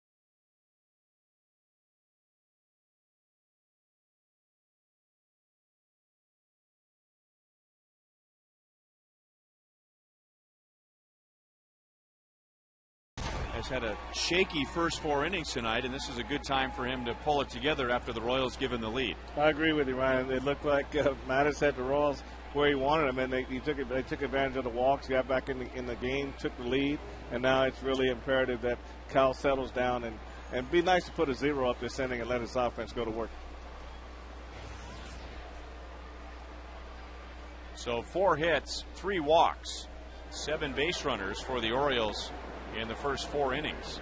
Kyle had his first scoreless inning in the 4th, but not before 2 runners reach with 2 outs. He'll get to 2, 3, and 4 hitters in the 5th, beginning with Nick Markakis, who took him deep in the 3rd inning with a home run to right field. Markakis is also grounded out sharply to second base. He's had 2 good swings against Davies. Ty Wigginton and Luke Scott will follow. And that ball's hit hard to center field. Ankiel sprinting to the wall. He's got it.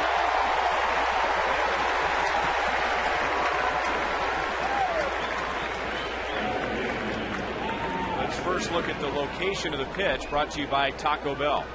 That's a breaking ball right in the middle of the plate, man. It's a curveball, 80 miles an hour. Just sit right smack in the middle of the plate. And Nick Markakis did not miss this pitch. He just hit it to the death valley of this ballpark, and Rick Ankiel was able to run it down. But he squared this ball up very well. There are plays like that where if you're not paying close attention, you don't appreciate the range of an outfielder, because Ankiel didn't jump for that ball. He didn't dive for that ball. I mean, he just made the catch in stride, but in the blink of an eye is what it takes to read whether he got a good jump, whether his first step was good, whether his route was good. And Ankiel was perfect reading that line drive from Markakis. Well, he looks so smooth, Ryan. I noticed early in the year when he made a couple great plays in Minneapolis, how gracefully he looks out there in the outfield. And you look, he's on the left field side, and this ball's to the right field side. I mean, he just goes right away. There was no hesitation. Just drop step right on this ball and made a nice catch. 2 balls, 2 strikes on Wigginton. If he wasn't awake before this pitch, he is now. Oh, he's got to be right now. He reacted so late to this ball, and you notice the ball was by him before he turned his head, and that's not a good sign. That's a good sign that he didn't pick this pitch up. Wigginton has an RBI and a sac fly, and he's grounded out to shortstop. Hit that ball hard. This time a changeup is inside, and it's 3-2.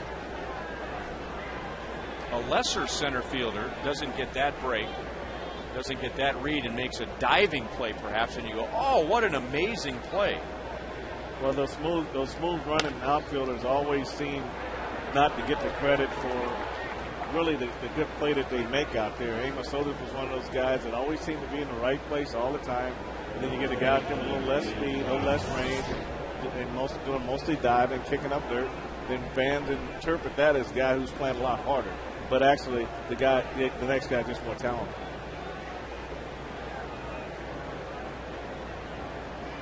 So that play by Ankiel is a big one now after Ty Wigginton singles to center.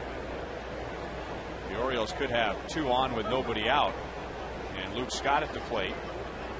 Scott has 17 home runs this year, 2 of those against the Royals. Another chance for 2.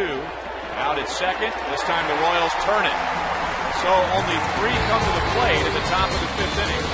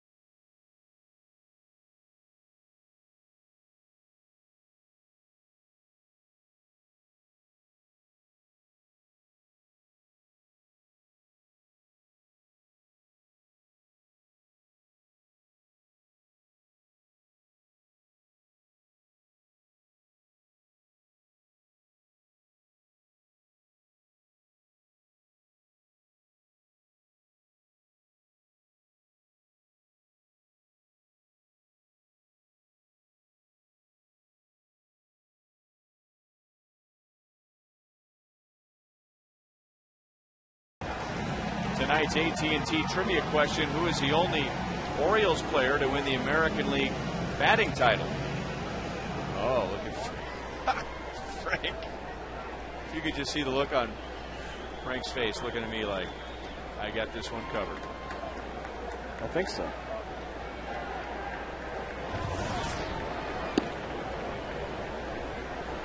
Ball 1 to Billy Butler. He doubled and scored in the Royals' 5-run fourth. 1 for 2 tonight. Jose Guillen and Wilson Betemit also coming up.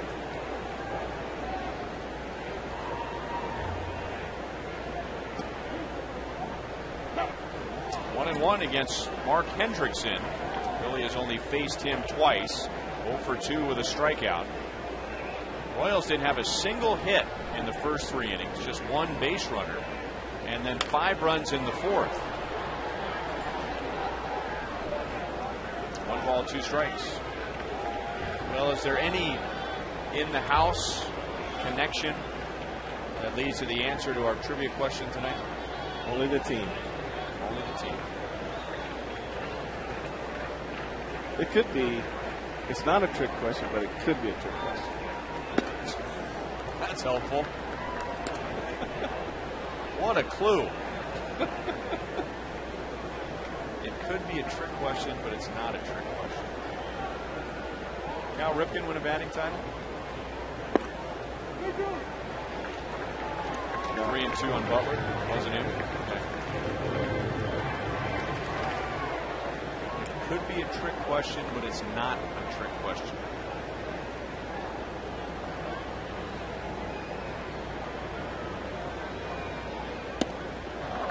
A walk. And the Orioles have been dealing out plenty of those, especially over the last 2 innings. And the Royals 5-run 4th. Ryan Mattis walked 3. And all 3 came around to score. And now a leadoff walk to Butler in the 5th.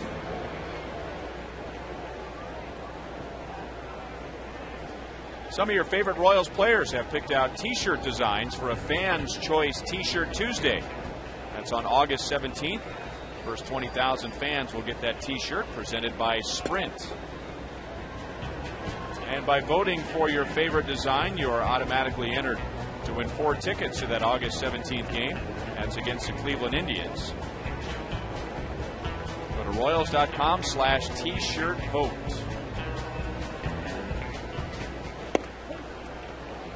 1-1 to Jose Guillen. He walked and scored in the 4th inning.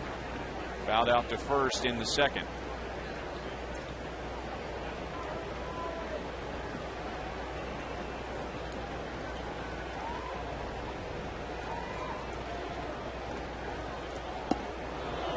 One and 2.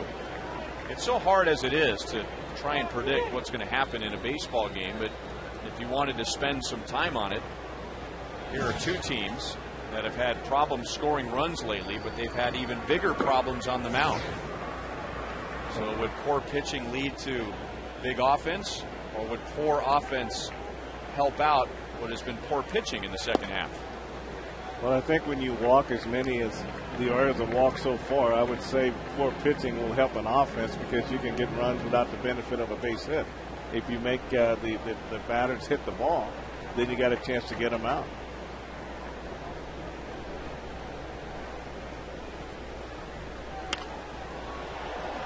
Fouled away, 2-2. You go back to Mattis's first 3 innings. You know, he had the Royals hitless. He was throwing strikes, getting the ball over the plate, making them put it in play. And then the 4th inning, that's when the walk started, and that's when the inning sort of disintegrated on him. And he found himself with an opportunity to get deep in the game and possibly qualify for a win. He found himself heading to the shower.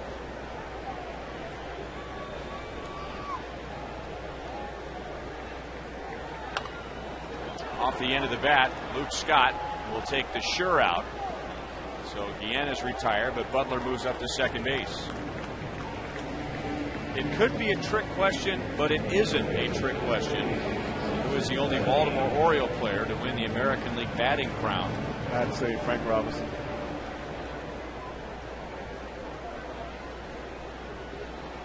See, the trick is, you got it now. So he could have asked who won the Triple Crown. Right. So he just basically said who led the American League in hitting. Right. You're right. That's a good way to describe it, because if you had said who is the only Oriole to win the Triple Crown, well, I would have thought of that right away. But then immediately with batting title, I start thinking about line drive hitters. Right. Yeah. Well, he was my favorite all-time player, so if I missed that one out, I had to put the headset down and walk out.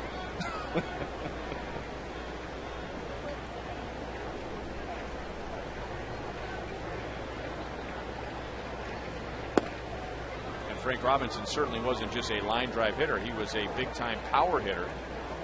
He's in the 600 home run club. And you tell you how good the pitching was back in those days. That was a 316 average. Led the league in hitting.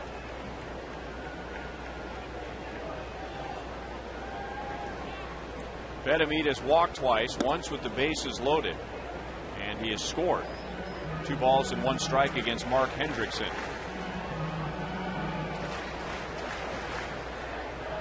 Billy Butler opened the inning with a walk, went down to second base on Guillen's ground out.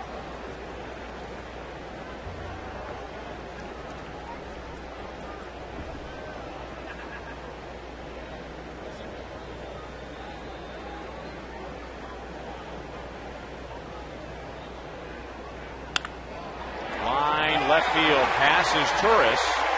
Butler will jog up to third base, and the Royals have runners at the corners.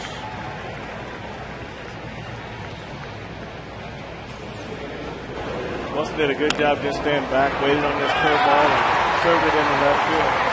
Billy couldn't get a good jump because the ball was to his right. He had to make sure the ball got into the outfield before he committed to third base, and that's why he didn't have an opportunity to score on this base hit.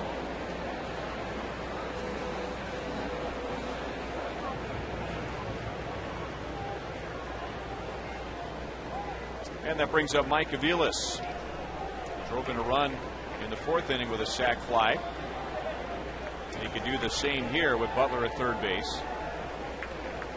Mike has also struck out. Popped up, and Luke Scott is going to run out of room.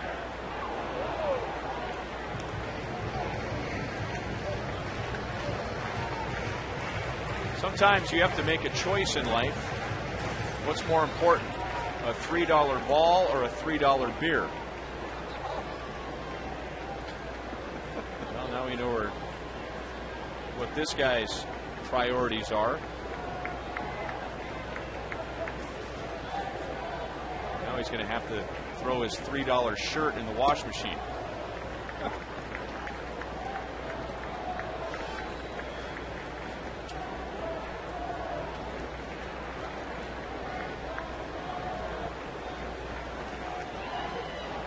The worst thing could happen, it could have hit him on the head, you know. We had the one guy earlier where the ball went right in his beard. As Turris steps on the bag and gets Aviles by less than a step. So a promising start for the Royals. They are scoreless in the bottom of the 5th.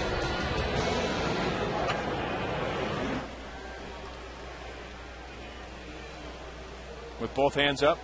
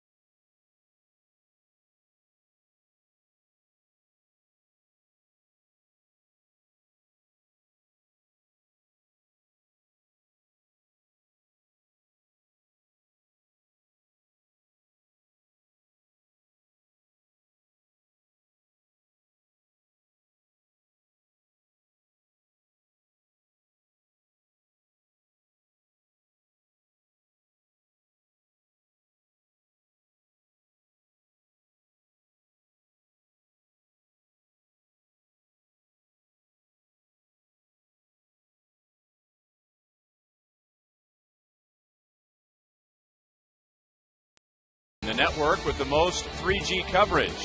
And by Chevrolet. Come see for yourself why 1,000 people a day are switching to Chevy. See your Kansas City area Chevy dealer. And a gorgeous sunset on what has become a mild evening. There were some thunderstorms in the area that missed Kauffman Stadium but cooled everything down. We were at 83 degrees at first pitch after a burning hot day yesterday. Royals with a 5-3 lead, all 5 runs coming in the bottom of the 4th inning. Adam Jones 0 for 2 so far against Kyle Davies.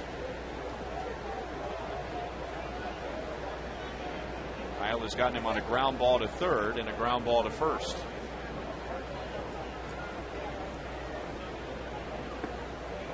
Two balls and no strikes.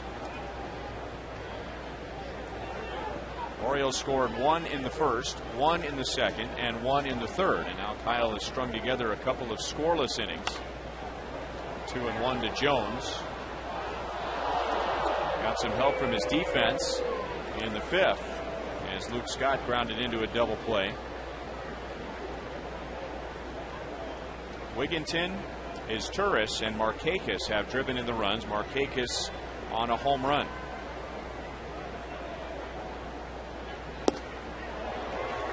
Two balls, two strikes.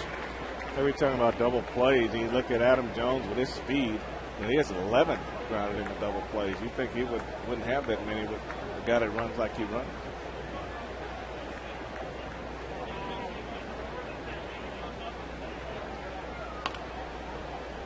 Still 2-2. Tonight's copyrighted telecast is presented by the authority of the Kansas City Royals. It may not be reproduced or retransmitted in any form, and the accounts and descriptions of this game may not be disseminated without the express written consent of the Kansas City Royals Baseball Corporation. Ryan Lefevre with Frank White and Joel Goldberg at Kauffman Stadium as Adam Jones strikes out and Kyle Davies has his third.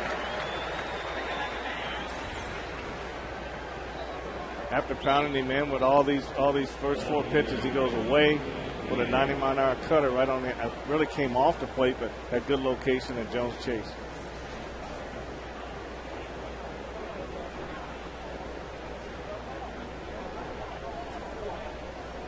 And now Felix Pie. He singled, scored in the second inning, and was helped around the bases on a couple of Kyle Davies' wild pitches. Kyle's control was not sharp in the first 3 innings. And even into the 4th inning when he walked his third of the game. I was thinking about it earlier today and looking back on Kyle Davies' first 2 or 3 years with the Royals. Remember how much trouble he would have very early in the game. And if he could just get past the first, he would be all right. Well, he's cleared that hurdle, even though he gave up a run in the first inning tonight. That's not something the Royals really worry about anymore. There's a good changeup over the inside, and it's 1-2.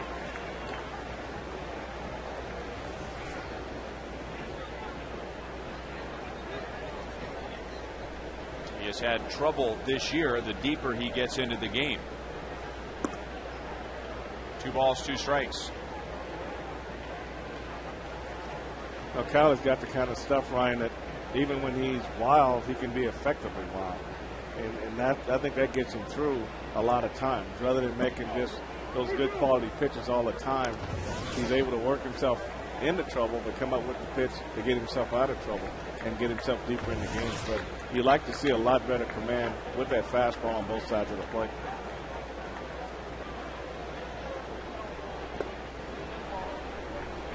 A 1-out walk to PA. That's Davies' 4th. And the Royals are on the telephone. That was pitch number 88. And now Matt Wieters comes to the plate with a man on. Yeah, normally when you see a fastball get away, normally you see it get away up and out over the plate, up and away. But when you start burying your fastball in front of the plate, then something mechanically might not be exactly where it needs to be, or you're trying to overthrow and hold on to the ball a little too long.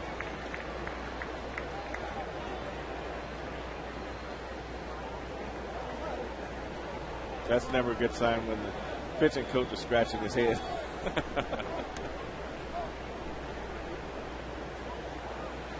Well, good to see Kyle Farnsworth warming up. It was just a couple of games ago that he had to leave in the middle of the game because of a cramp in his hamstring. That was the best news. Not a pull, not a strain, just a cramp. Kyle trying to get 2 more outs and turn in a so-called quality start. And if he's able to do that, that'll be his 4th over his last 5 starts.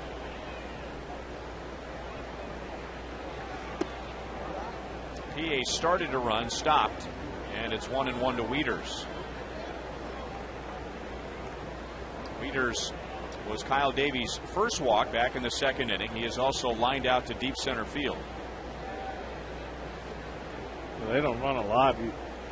Only one stolen base attempt, and he got caught on that one attempt. You'd think he'd be running a lot more with his speed. He sure looks the part, doesn't he? And that might be why the Orioles hitting so many double plays. Maybe they don't run enough. Well, he wasn't running, and the throw goes off of Betancourt's glove. That is a huge error. That's the second time the Royals have not turned a double play. This time, they don't even get one out. And we'll see who gets the error on this one. That looked like a makeable play for Yuniesky Betancourt. It's a very good throw. Kyle takes his time. He throws it right over the base, and the Yuniesky didn't get there. Like he was trying to more concerned about getting his footwork together than catching the ball, and that's why this ball got by him.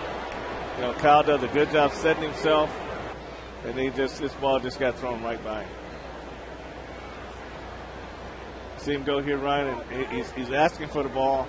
Now this throw, it's almost like he's expecting the ball on the shortstop side of second base, but pitchers are taught to throw the ball over the base, and you've got to get there and show your chest to the pitcher right over the base, and that was an excellent throw by Kyle Davis.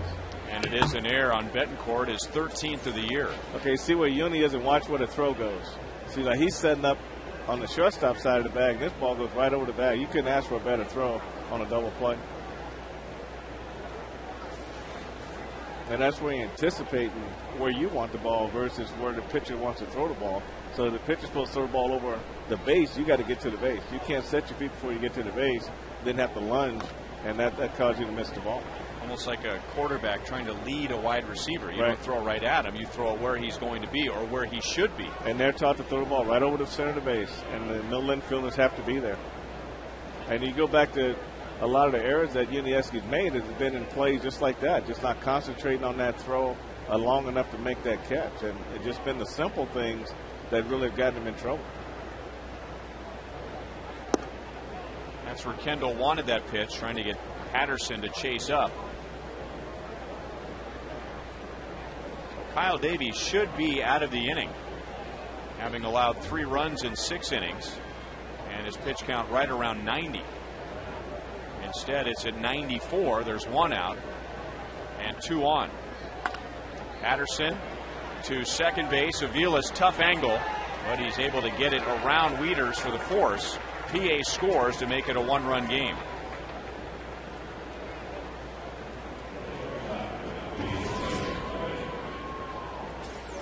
Mike's got a tough decision here, Ryan. You see how he played this ball off to the side. That was a pretty dangerous approach to that ball too. That's one you want to just keep your body in front of. Even if you just got to make the play to first base, you got to make sure this ball doesn't get by you. And when you get to the side and try to backhand that ball, it gets by. Now you're in real trouble. And now it's Turris, and he drops it into shallow left center. Ankiel unable to make the play, and now Patterson, he ended up in no man's land. And he's lucky that Ankiel threw it to the cutoff man and not to second base. Well, with 2 outs and Patterson's speed, he should have been on third base on this ball here. This ball is hit. And, I mean, he should have just continued to go because he was at second base before this ball hit the ground. But they always say, don't go to third unless you know you can make it. So the failure to turn the double play cost Kyle Davies 6 innings. And he'll come out with 2 on, 2 out. Chevy called to the bullpen. It's Kyle Farnsworth on to face Brian Roberts.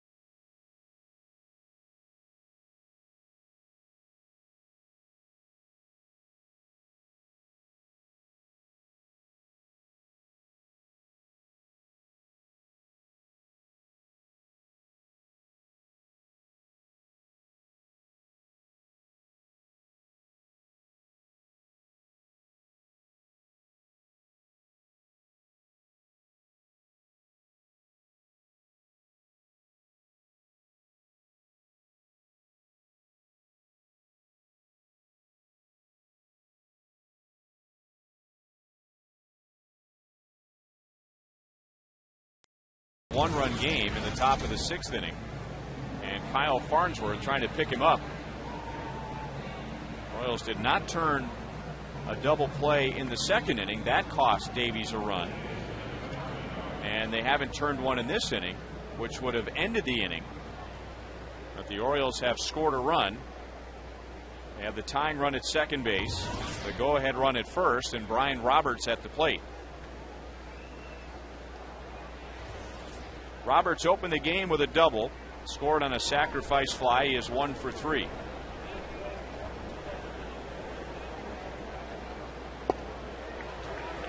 No balls, 1 strike. Roberts a good fastball hitter. Kyle Farnsworth with one of the better fastballs in the league as far as velocity goes. And they have hooked up 8 times before tonight. Roberts is 1 for 6 with a couple of walks. And that one hit was a home run. But he's down here, no balls, 2 strikes.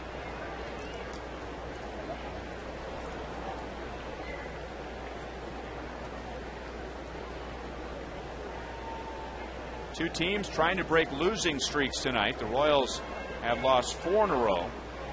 Baltimore has lost 5 straight. Royals were just swept by Minnesota. Baltimore was swept in Toronto. They are 0-12 against the Blue Jays.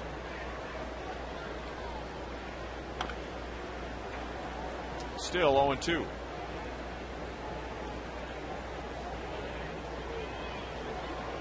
Over a longer stretch, the Orioles have dropped 11 of their last 13, and the Royals 13 of their last 16.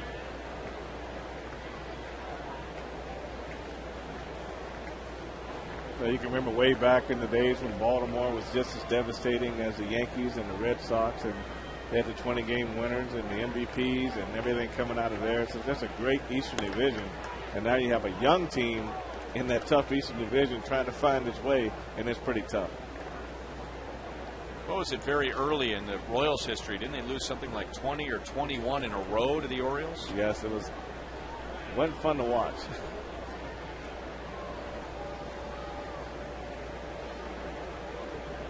Orioles have had a 3-0 lead tonight. Roberts grounds it just foul wide of third. Royals got all 5 of their runs in the bottom of the 4th inning. All those runs charged to Brian Mattis. And now Baltimore back with a run in the 6th. And trying to add on as Farnsworth is trying to put away Roberts. Kyle Davies is out after 5 2/3 innings, giving up 6 hits. He did walk 4. And his 4th walk coming with 1 out in this inning. And Felix Pie did come around to score. 2 balls, 2 strikes.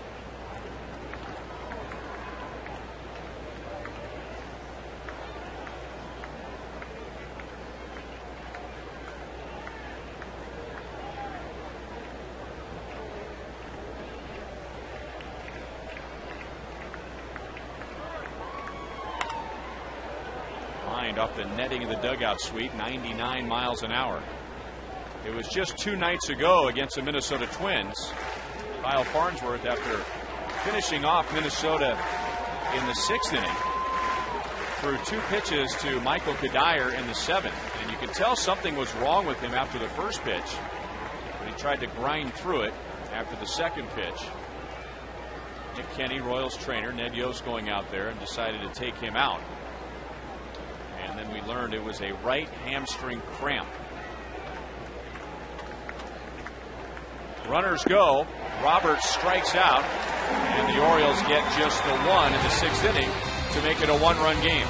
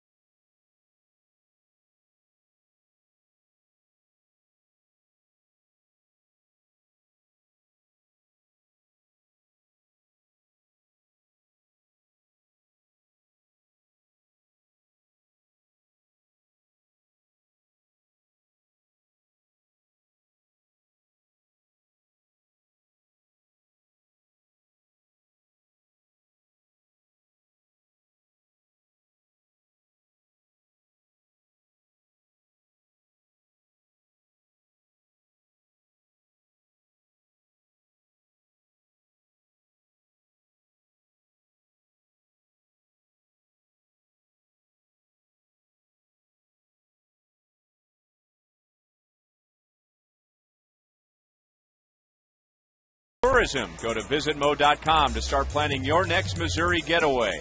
This is Kansas City's Power and Light District. Over 500,000 square feet. It's the Midwest's premier place for entertainment. A 9-block square of entertainment in the middle of downtown. It links the convention center to the Sprint Arena. Go to visitmo.com for more information.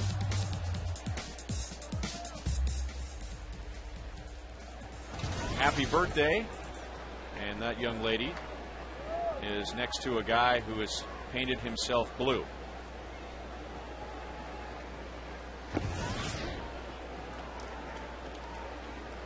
Rick Ankiel, Unievsky Betancourt, and Alex Gordon coming up in the 6th inning. Mark Hendrickson still in there after replacing Mattis back in the 4th. It's been a good night all around for Ankiel. 1 for 2 at the plate with a run scored, and he's made 2 very good plays in center field.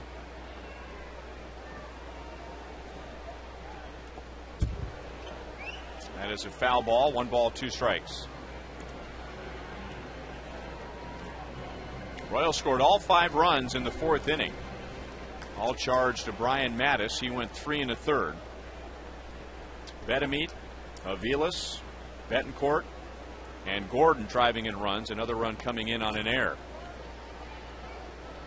Still 1 ball, 2 strikes. You know, Ryan, that's not untypical of a young pitcher. You're going along and you're settling along. All of a sudden, the game speeds up and you're trying to figure out what's going on. You can't stop the bleeding once it starts. And next thing you know, you're going from 3 very nice innings to 1 inning where the roof falls in, and you not only get yourself in trouble, but you also end up out of the game.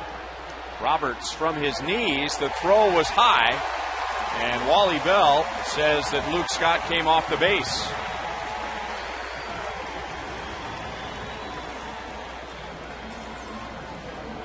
Well, Brian Roberts does a good job here. He stays with this hard hit ball to his left, and then he throws a ball that's up a little bit.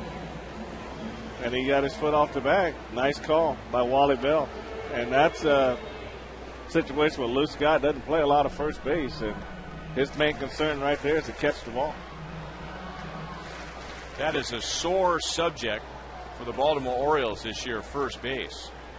They had signed Garrett Atkins to play first base, and that's who was playing first when the Royals were in Baltimore in May.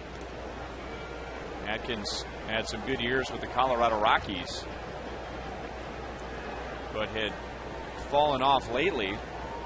Orioles took a chance on him, and in a little less than 3 months, he gave them 1 home run and 9 RBIs, and that cost the Orioles $4.5 million. Ryan, they've had 6 different guys over there.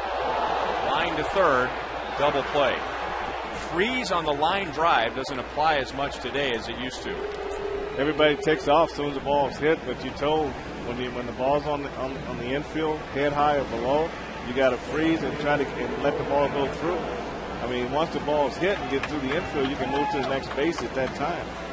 But Rick Ankiel did a poor job of reading this ball off the bat. He takes 1, 2, 3, and that's too many steps right there on the ball hit that hard. And it's not just Ankiel. I mean, I think over the last 5, 6, 7 years, just seen that play happen so much more often than it used to. I mean, in different parts of the field too. I mean, the rule is that even though that should never happen, if it does happen on the right side where it can be behind the runner or it's at the runner and he doesn't have the same kind of reflexes, that's one thing. But when it's hit to the left side, that should not be a double play. But because of the double play, the Royals send just 3 to the plate in the 6th inning.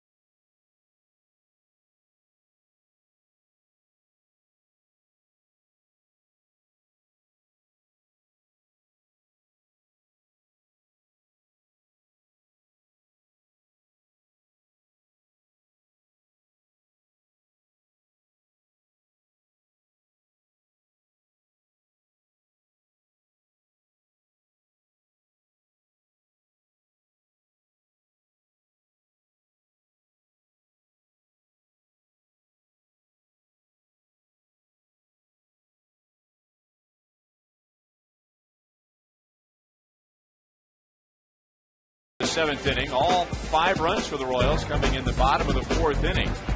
Kyle Davies has a chance to win his 6th game of the year. That would even his record at 6-6. He's out after 5 2/3. Nick Markakis has hit his 7th home run of the year for Baltimore. That put the Orioles in front 3-0 in the 3rd.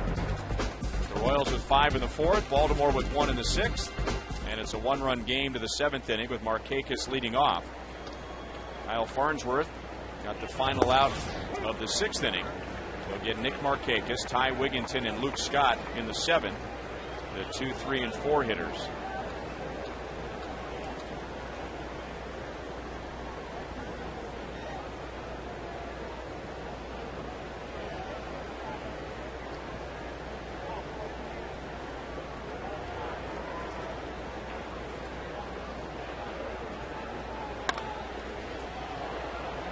Into left field. Alex Gordon is there for the out. Markakis is 1 for 4. In Game 3 of the series, we'll have our annual salute to the Negro League, sponsored by Sprint. The first 20,000 fans will receive a Monarchs cap presented by Pepsi. So the Royals and the Orioles on Saturday. And if you're wondering about the pitching matchup, that'll be Zach Greinke for KC, Brad Ferguson for Baltimore, a 6-10 game. Royals.com or 1-800-6-ROYALS to get your tickets.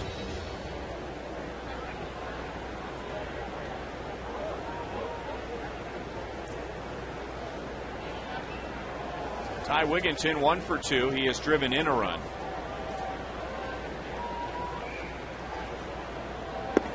Third base has opened up for him today. The Orioles trading Miguel Tejada to the San Diego Padres earlier today. When we faced the Orioles back in May, Ryan Roberts was on the disabled list and Wigginton was playing second. 2 down in the 7th inning.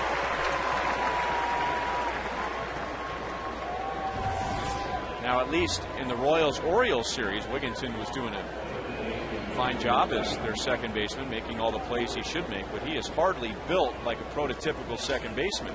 Well, you're right, Brian. He had some trouble on a few plays. You know, the double play is always tough for a guy who hasn't been around that position a lot. And you could tell that he was sort of like a fish out of water, and they were just hoping to get Roberts back a little bit faster than they did. And then eventually Wigginton moved to first base and now to third base.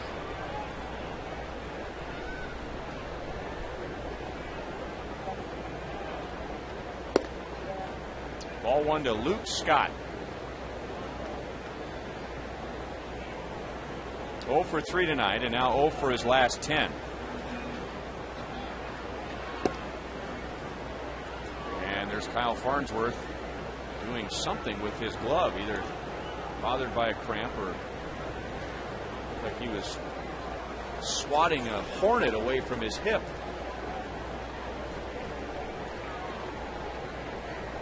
Maybe he slipped when he was striding to the plate on that last pitch. Yeah, sort of scraped his glove on the ground and that followed through and wanted to get the dirt off his glove.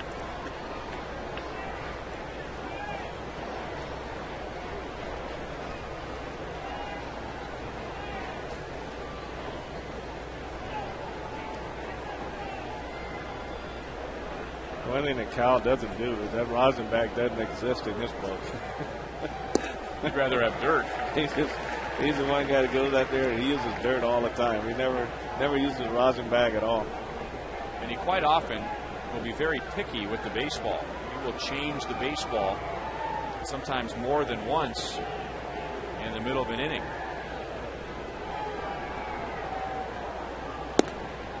Luke Scott walks with 2 outs. That's 5 walks given up by Royals pitchers tonight.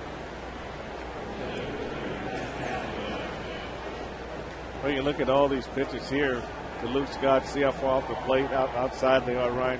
That's the indication that he's just not getting that good mechanical drive to the plate. He's leaving his arm out, and that's a good indication. Might be spinning off a little bit, not giving his arm a chance to catch up.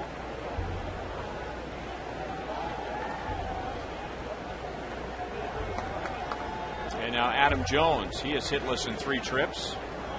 2 ground outs and a strikeout. That was against Kyle Davies.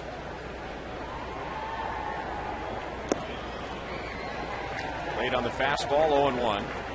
Jones has seen Farnsworth 3 times, and he's 1 for 2 with a walk.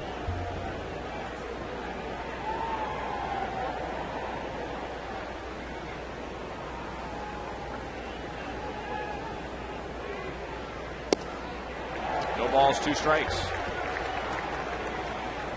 Well, I think we're seeing a different Kyle Farnsworth this time around. They saw earlier in the year he was a 2-pitch pitcher, and now he's about a 4-pitch pitcher, and I think that's made him a lot better. He's been able to throw the fastball at 97, the slider at 93, change speeds on the slider, and also throw the 2-seamer down and away about 89 miles an hour to left-hander. 3 pitches to strike out Adam Jones. 100 miles per hour on the last pitch.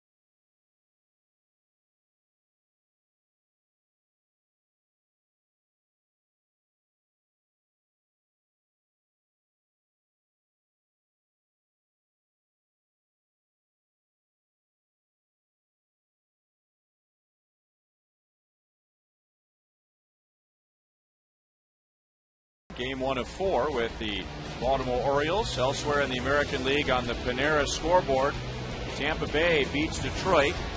It was New York over Cleveland. Alex Rodriguez, or they're in front of Cleveland. Alex Rodriguez still at .599. Texas is in front of Oakland, and Chicago out in front of Seattle. White Sox with a 1-game lead over Minnesota. They can make it a game and a half. The Twins are not on the schedule tonight. This is Matt Albers coming on in the bottom of the 7th inning. He'll get the top of the order. 2 hops to Wigginton, who bends down to pick it up with a backhand. And Willie Bloomquist, who was leading off after the trade of Scott Pasetnik, is 0 for 4.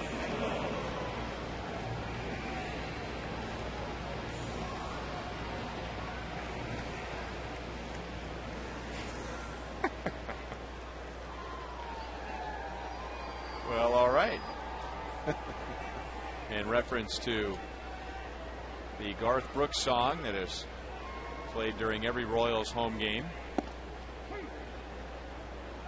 which states, "Blame it on my roots, I showed up in boots."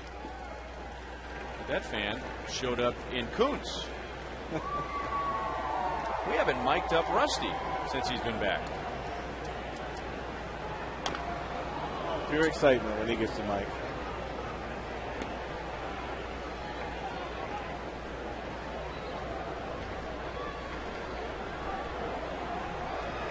The sun is always out and shining brightly around Rusty Kuntz. Never catch him in a bad mood. Oh, man.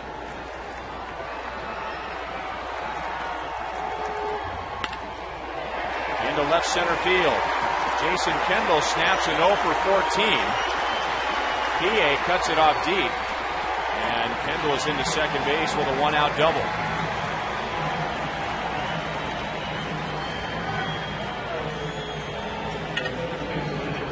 Look at Fox Tracks, brought to you by Quick Trip. Well, does a good job right here, just staying with the slider, Ryan. Got down, got over it, and pulled it back up the line drive over his shortstop in the left center field. And then Jason right away, he's going to head all the way to second base. He knew it was going to be a double. Now, PA did cut it off, but it's too deep in center field, left center field to get Jason at second base. You talk about certain swings and the follow-through, but Jason really shortening up there. I mean, there's no follow-through at all to talk about that. I mean, just guided that ball into left center. Just a nice short swing, and the ball's going away, and he's able to catch it and pull it back.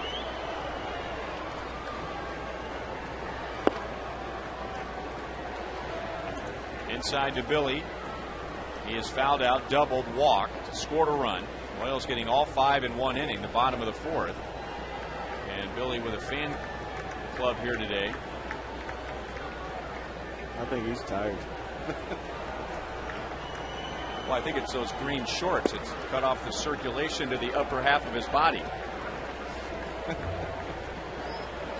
The guy who's sitting down, embarrassingly enough, showed up with the same shorts as the guy with the Y on, which I don't know what to say about that.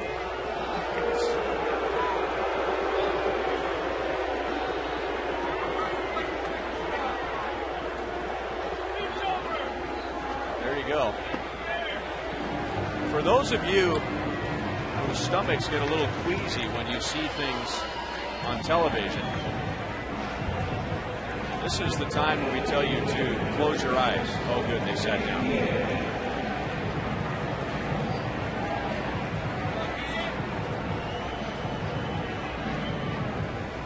So falling behind Billy Butler and now hoping for a double play. They walk Billy. And that brings up Jose Guillen.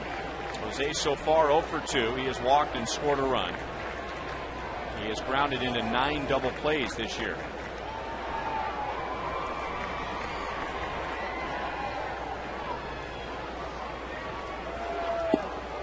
This is the second time the Orioles have had Miguel Tejada and traded him away.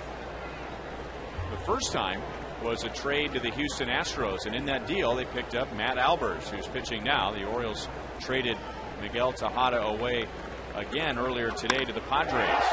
Line to left field. PA is there to make the catch. So tough luck for Guillen, and now Kendall has to sprint back to second base.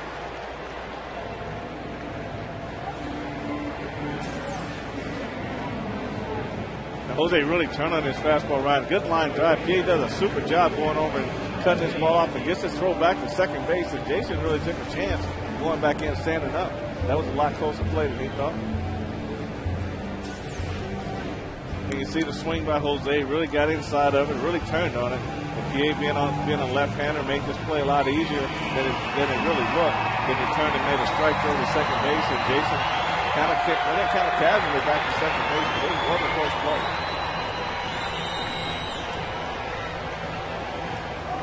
So a pitching change. It'll be Michael Gonzalez as the Orioles want Wilson Betemit to bat right-handed.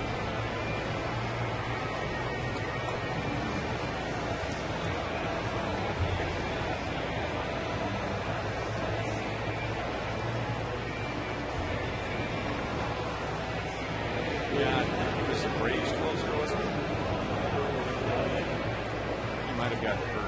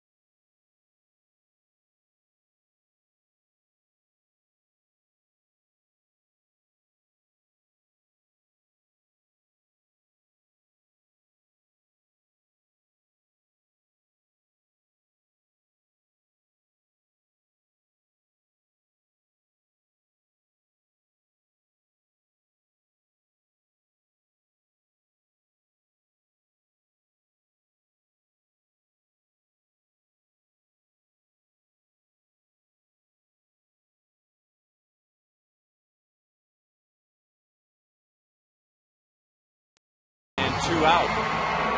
This week on Fox Saturday Baseball, Miguel Cabrera leads the Tigers into Boston to take on Kevin Youkilis and the Red Sox. Fox Saturday Baseball, presented by Taco Bell, returns this week at 3 p.m. Central.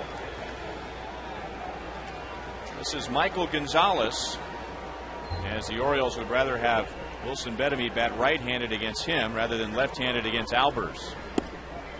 And Gonzalez, with his body falling off towards the third base side, throws a strike.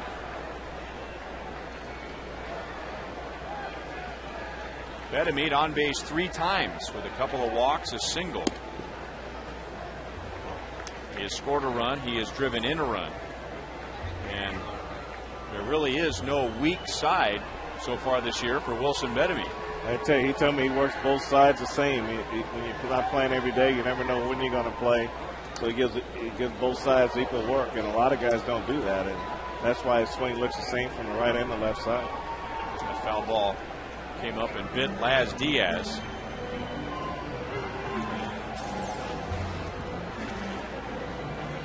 Check out Laz Diaz's left elbow here, Ryan, on this foul ball. Oh, man.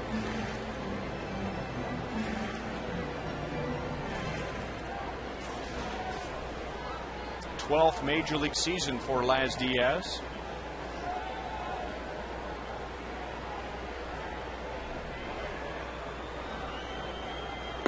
And Betemit strikes out, so that move paid off for the Orioles. The Royals strand 2 and lead by 1.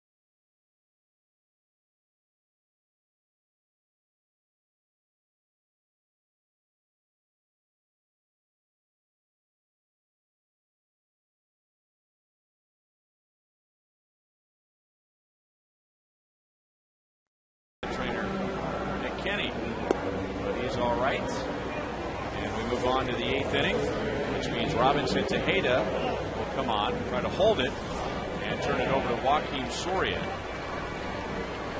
Royals got 5 2/3 from Kyle Davies. He gave up all 4 runs. One of those runs was unearned. And then an inning and a third very good innings from Kyle Farnsworth, where he struck out 2.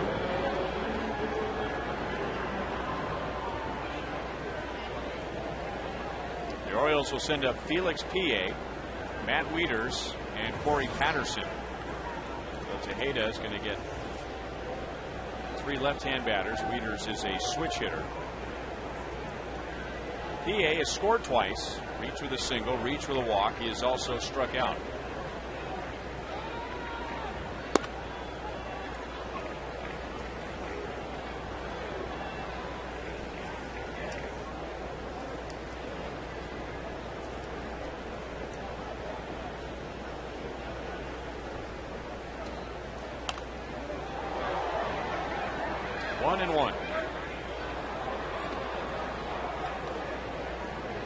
Now, the official major league stats, Felix P.A. is Faced Robinson Tejeda 5 times with a couple of hits.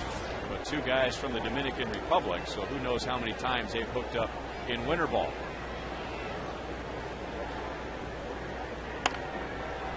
Good pitch there, a slow roller to Betancourt, and PA is out number 1.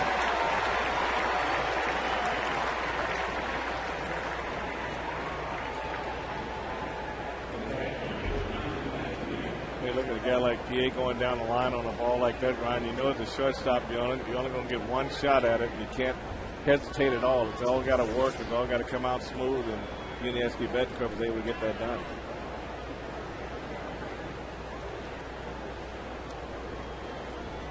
So 1 away, and now Matt Wieters, who is 0 for 2 with a walk.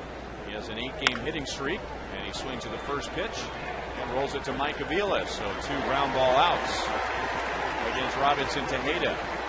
So Tejeda has taken over the 8th inning over the past week or so. Blake Wood is at his trouble, so the Royals taking some pressure off of him. But normally this would be Blake Wood's inning, and he would have faced his former college teammate, Matt Wieters. They were together at Georgia Tech. Well, you give him an opportunity. He came in from Omaha, and he was doing well down there. He was hot here. And, I talked to Splitoff. He's our pitching expert. He said, if you can come up here and get through that first month, then you got a chance to hang in there and go. But he said that he thought he could always come up and do the job, that he was playing for Jack McKinney. He says, I'm going to let you know when you're ready because I don't want you to come back to me. So I want you to go up there and get through those first 30 days. I think you'll be fine. And he said that really worked well for him. But, Blake Wood, you can see that things are starting to go the other way. And a lot of times when you're a young pitcher and things start to go downhill for you, you have a hard time trying to figure out how to get off of that roller coaster. And the best thing is really just to kind of sit, get put in low pressure situations, and then work your way back. 1 ball, 2 strikes on Patterson.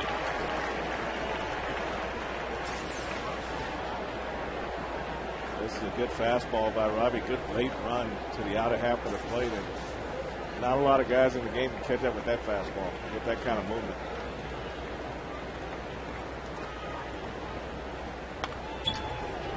Still 1 ball, 2 strikes. And the Royals have come to the defense of Blake Wood. They're trying to tinker with his mechanics, get him a little quicker to the plate. And if somebody was getting on against him late in the game, they were taking advantage of him being slow to the plate, so trying to quicken him up. So he's working on his mechanics at this level, and that's not easy for anyone, let alone someone who's in the big leagues for the first time. Especially when you're trying to learn to pitch at this level, and you're coming in the 8th inning. It's not a non-pressure situation. That's a pressure situation because you're right next to the closer. And I think it is hard to teach a guy to speed up when he hasn't had to do it all of his career. And like we said earlier, most closers are not fast to the plate. They're more about making that good pitch and getting that out. The battle continues between Patterson and Tejeda.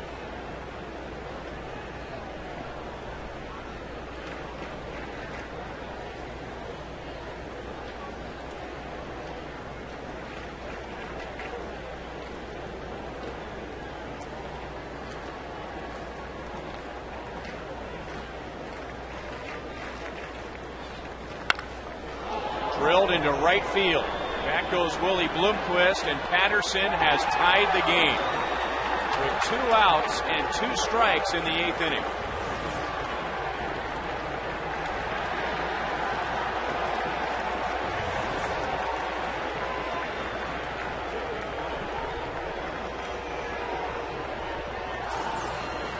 This is a straight fastball at 97 miles an hour, Ryan. Not that late movement on the previous fastball. This one stayed straight, and Corey Patterson jumped all over. It's a 2-seamer, but he just didn't run away from the bat like the previous pitch, and he jumped all over.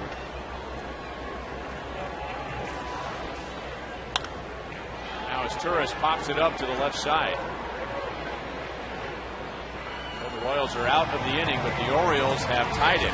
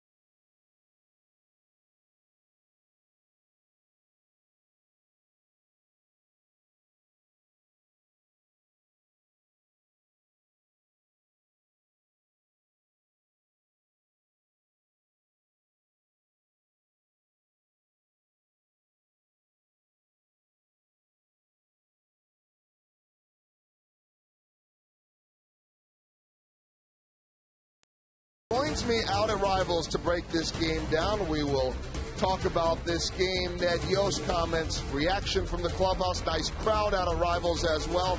Paul Splittorff analysis, and much more. We've been debating, guys, who our player of the game is, and I think we have an answer, but now we're thinking maybe it still could come. We'll find out in just a bit. All right, Joel, bottom of the 8th inning. Well, Kyle Davies, we know now, will not win his 6th game of the year. Mike Aviles 0 for 2. He has driven in a run, facing left-hander Mike Gonzalez, who came on with 2 outs and 2 on in the 7th inning to strike out Wilson Bettamy. He will hit at least one left-hand batter in the inning. Deep short is Turris, plants his feet, throws low, and Luke Scott makes a good backhand play.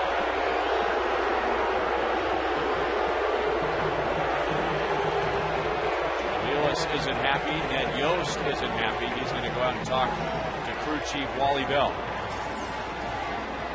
Mike beats his ball in the ground and gets off the mark real good here. Stewart does a great job getting rid of this ball quickly. That's a tough close. Very close. Should have make it out. That would be a real tough play to call right there. Well, Ty goes to the runner. We all learned that in Little League, but that's pretty easy. It's much easier to see the tie in super slow-mo. It was not obvious either way. No, Rick Ankiel didn't quite get it. He got the pitch he wanted. I think he put the swing he wanted on it, just didn't hit it off the fat part of the bat. And that's 2 quick outs for Gonzalez.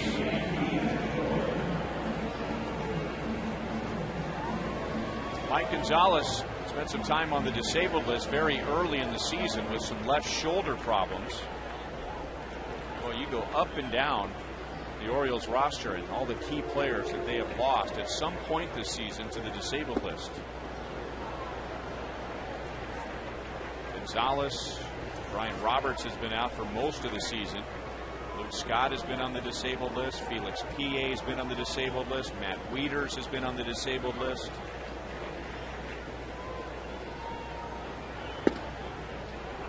One ball, one strike on Yuniesky Betancourt.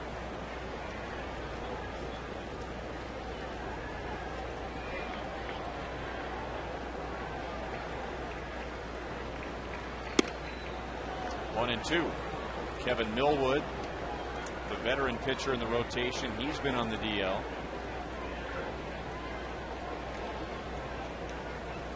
So that's one of the reasons why the Orioles are 31-70. It's awful hard to get anything going when all your key players are not available to play on a regular basis. And when you have a young team like the Orioles, those guys need to be playing every day. 3 up, 3 down in the bottom of the 8th.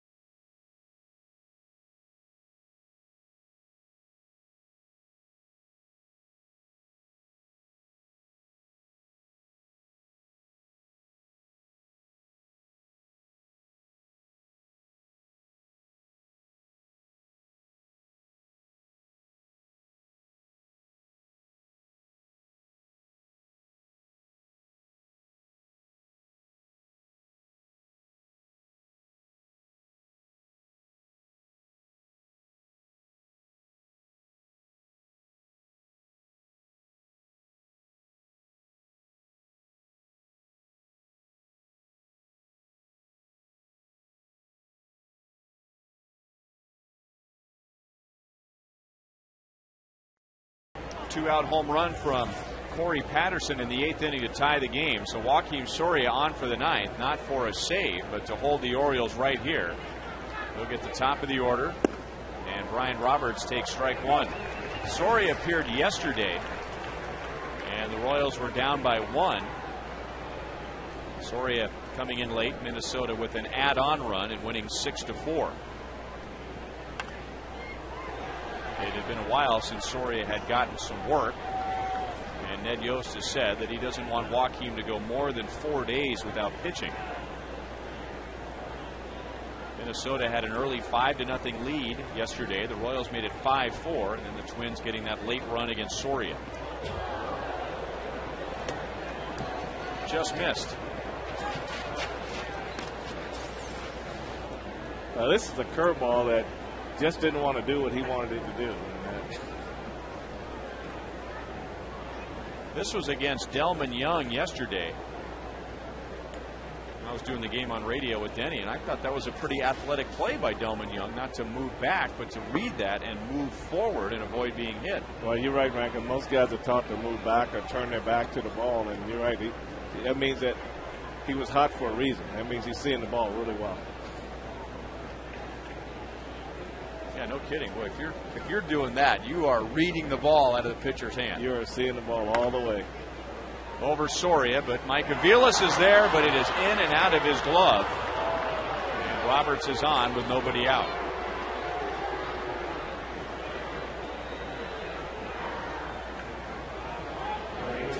It's just a matter here, Ryan, of getting the ball in the right part of your glove right here. You know, Mike could have tried to get in there and trap it, but the ball hit off the heel of his glove and not in the webbing of his glove, and that's what caused him to miss this ball. You see, overreach for it, hit right off the heel. Ball had nowhere to go. It's an error on Aviles. The Royals have made some good plays on defense tonight, and there have been times where they have not been good on defense. They have failed to turn a couple of double plays, which has cost the Royals 2 runs. And we'll see how expensive the error by Aviles is in the 9th. And now Nick Markakis, he's been clobbering the ball all night. He has 1 hit, a home run, but he has grounded out hard to second base. He has lined to deep center field on a very good play by Rick Ankiel. And then the home run.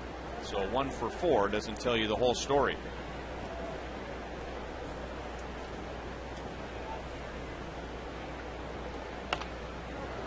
Down to the count, no balls, 2 strikes. 4 games with the Orioles, same time tomorrow night. Sean O'Sullivan will make his second Royals start and his home debut. Jake Arrieta for the Orioles. Hy-Vee Royals Live with Joel begins at 6:30.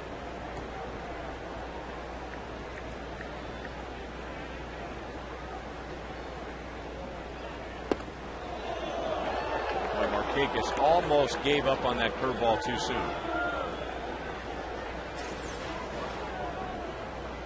Well, this one just stayed out there and came down late, and you have to have good eyesight to lay off that pitch, especially with 2 strikes.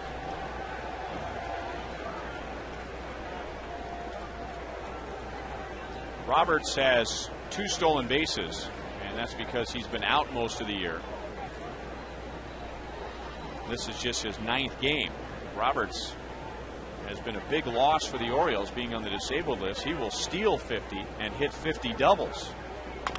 Markakis pulls it to Aviles. They get the force at second, and no double play.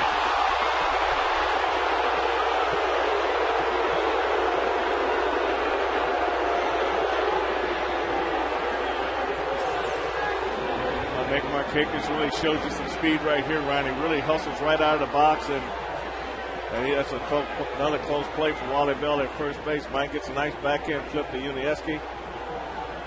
I tell you, 2 very close plays right there.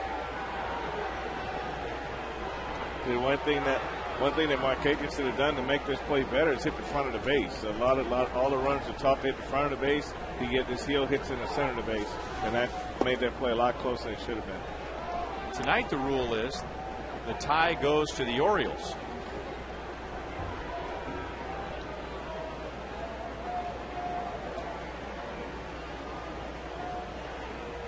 Ty Wigginton 1 for 3 with an RBI. 2 at-bats against Joakim Soria in the past and 2 strikeouts.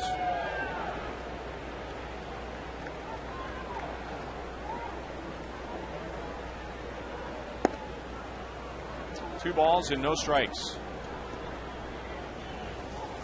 Wigginton had a run-in with umpire Gary Darling a week ago and was first given a 3-game suspension. It was reduced to 2, and he sat out the games on Monday and Tuesday. Returned to the Orioles yesterday in Toronto, and Baltimore was shut out.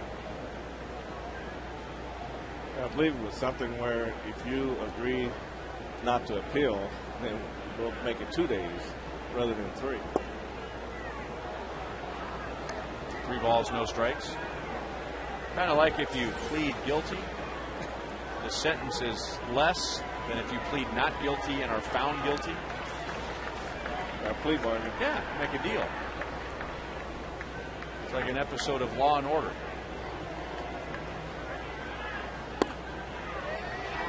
Three balls and 1 strike on Wigginton. Well, Joakim Soria's done an outstanding job keeping the ball down. The pitch before was down on the inside corner. That wasn't called, and that was another pitcher's pitch on the outer half down. And Joaquin's in a good area right now.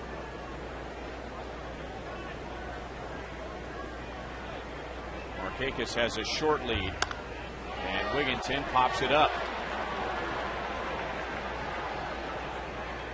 2 down.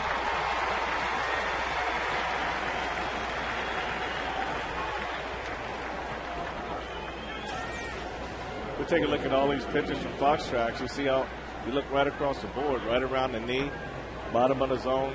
That's where Joakim Soria wants to be. And he was able to get the slider in there. And there's a nice swing, but it's out ahead of it a little bit, and it made him pop it up.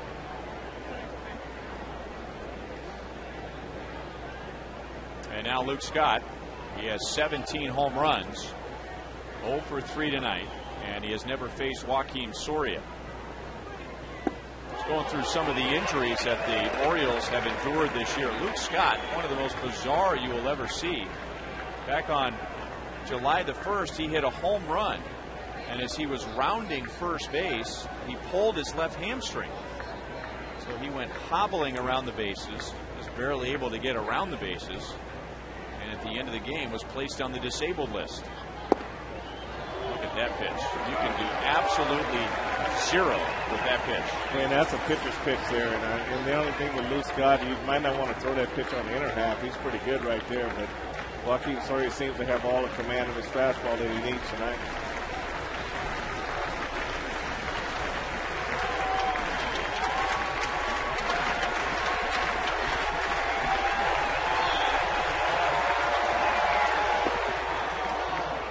And that hit him. Or did it? As Diaz says no.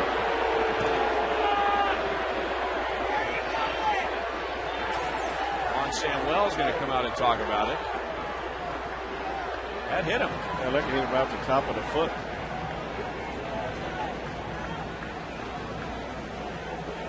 Right off that back foot, right off the top.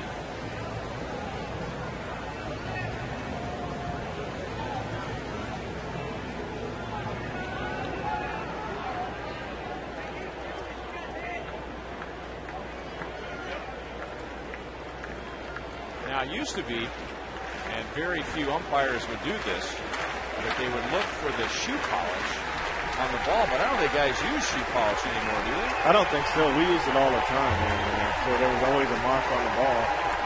But I think the shoes already come patent leather, whatever they want these days, so already have a natural shine to them, so there's no scuff mark that they can look for.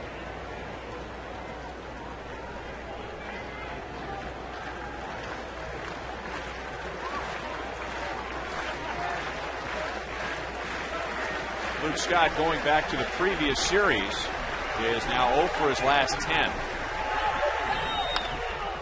And a slow roller to Betancourt. And Uni throws him out. Soria pitches a scoreless ninth. It'll be Gordon, Bloomquist, and Kendall in the bottom of the ninth.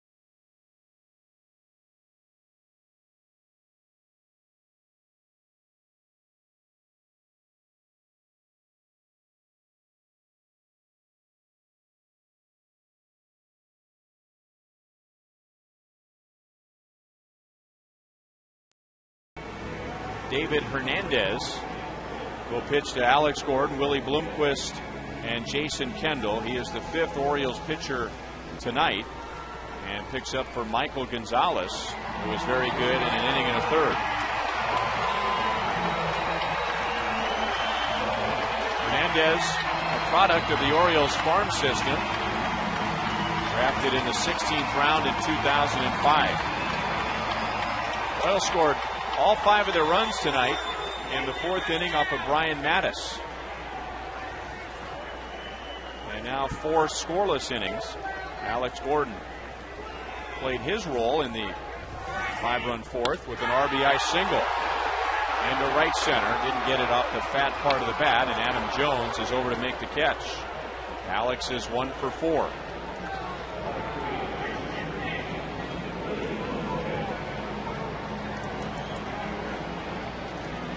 So Brian Mattis for 3 1/3. Mark Hendrickson 2 2/3. Matt Albers 2/3 of an inning, and then Gonzalez an inning and a third.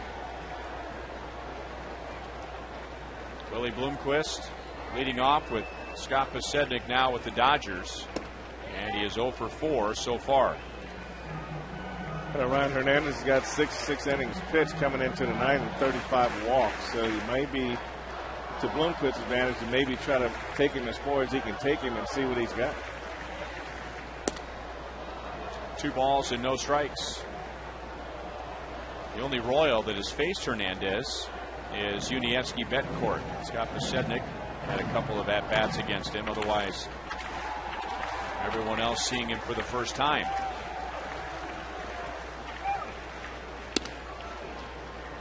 Strike over the outside at 97.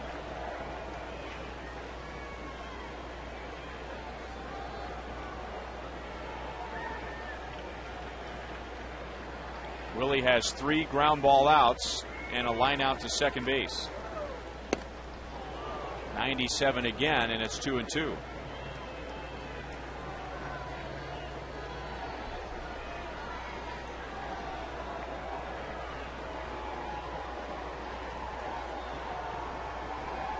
Royals trying to end a 4-game losing streak. The Orioles trying to end a 5-game losing streak.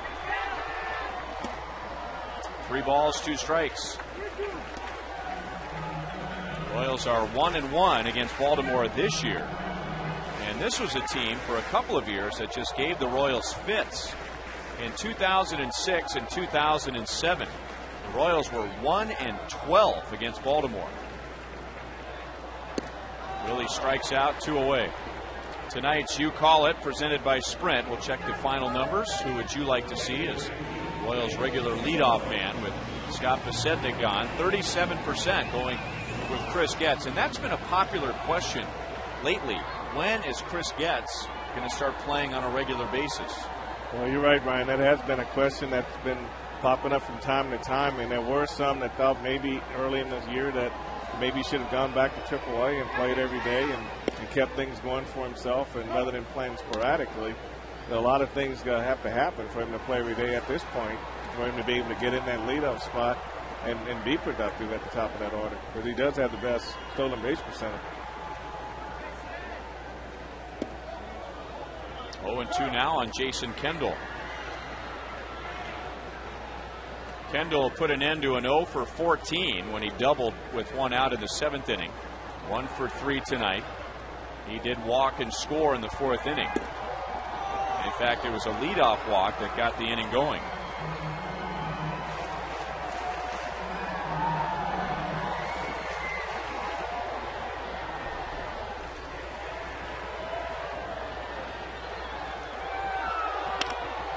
And that's lined into right center field, and that will roll deep. Markakis has a great arm.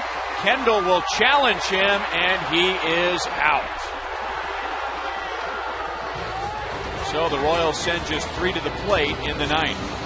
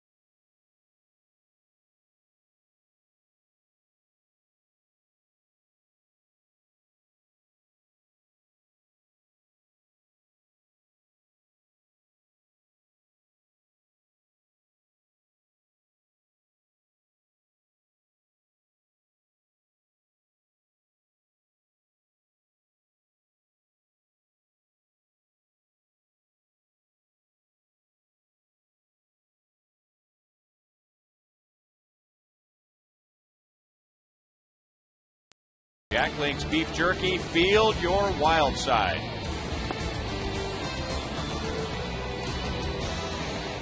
Now the Royals have the Orioles right where they want them, into extra innings. The Royals are 7-2 this year in extra inning games.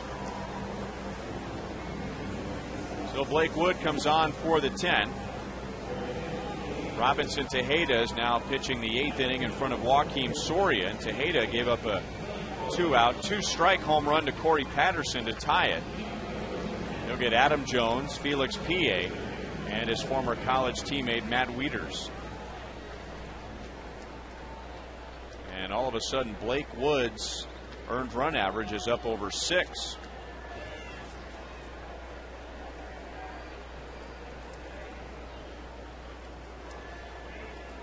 Adam Jones is 0 for 4. He has struck out in his last 2 plate appearances.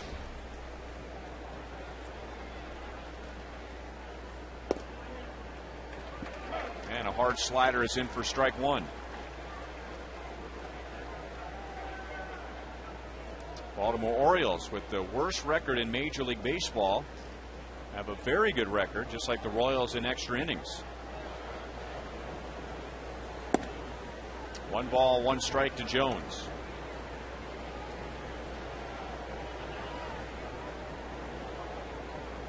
You know, in this game, Ryan, as much as you try to help a guy out by giving him maybe less pressure situations, the game always seems to come back to you at some point before you may be ready for it.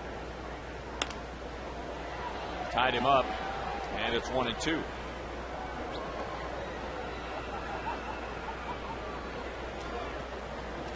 Kyle Davies went 5 2/3 innings, gave up 4 runs. 1 of them was unearned. Kyle Farnsworth, an inning and a third scoreless. Tejeda gave up a run in the 8th. Soria pitched a scoreless 9th. And now Blake Wood in the 10th. Grounded to Butler, knocks it down, picks it up, and Blake to the bag in front of Jones.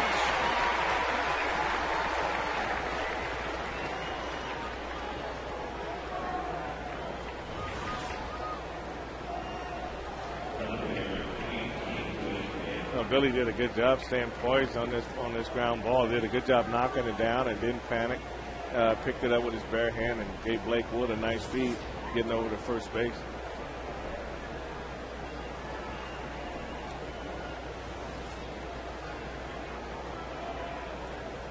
Two runs scored for Felix Pie. A single, came around to score back in the 2nd inning, walked and scored in the 6th. Grounded to Aviles. So 2 up and 2 down.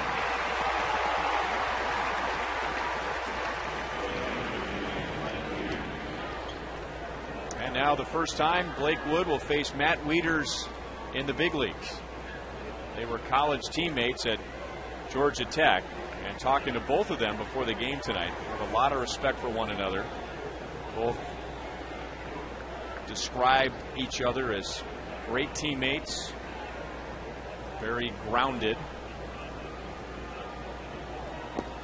Blake Wood was just amazed at what Matt Wieters was able to do at Georgia Tech. They played together for 2 years. Matt Wieters was not only the star catcher, he was the closer.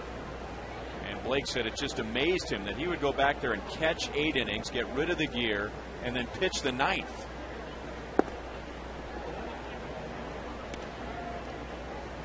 And, I mean, that would be without going to the bullpen. That would be probably just going right to the mound and getting your 8 warm-up pitches and being ready to go, because there's no way you can go to the bullpen and warm up.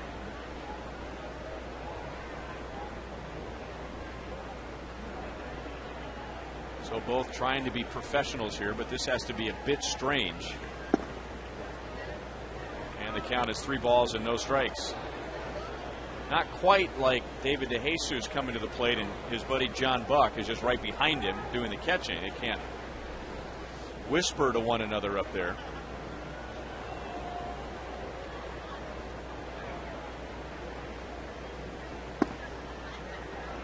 And Blake lets him get away with a 4-pitch walk.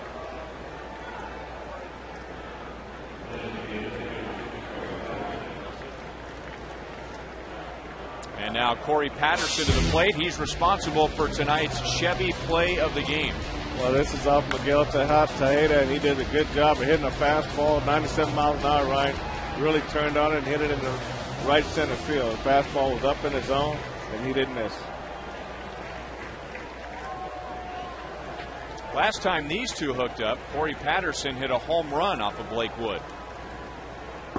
Royals were hoping for a 2-game sweep over the Orioles in Baltimore, and ahead by 1 into the 8th inning, and Corey Patterson homered off of Blake Wood, and then the Orioles won it in extra innings.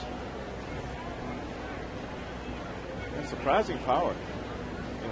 This is a big ballpark, and you can almost see him hitting a home run in Camden Yards. It's not as big as Kauffman Stadium, but he put a charge into that fastball.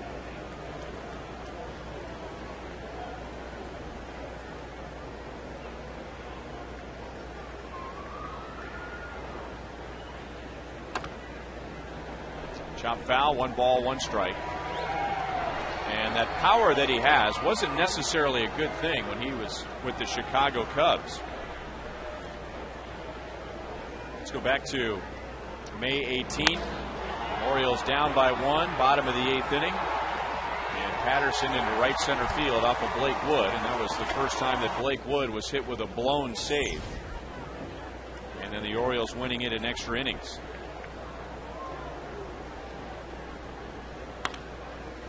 Sliced up the line and foul. Patterson's best year with the Cubs was 2004. He had 32 stolen bases, which is what you'd want from a guy with that kind of speed. He hit 24 home runs, which is very good, but he struck out 168 times. So he has a big swing. Every now and then he'll go deep, but he also pays the price with that big swing. Well, you like to see with his body type, you like to see a little bit different swing. You like to see more contact so he can take better use of, have better use of his speed. But you see a lot of that in the game today. You have a lot of guys want to be down there to the bat, trying to hit the ball out of the ballpark.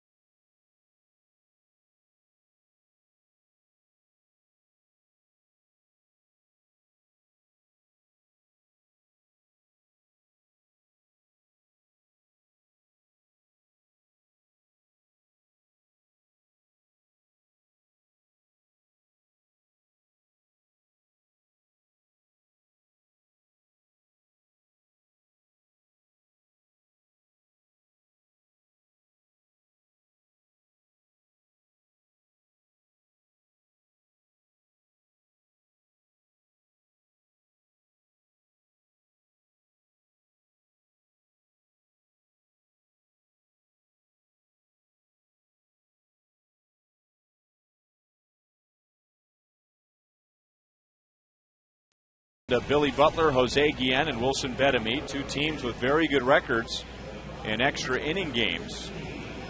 Don't necessarily have good records overall. The Royals are trying to avoid their 60th loss tonight. The Orioles have already lost 70 this year. But the Royals are 7-2 after 9 innings, and the Orioles are 7-3. And one of those wins was against the Royals in Baltimore back in May.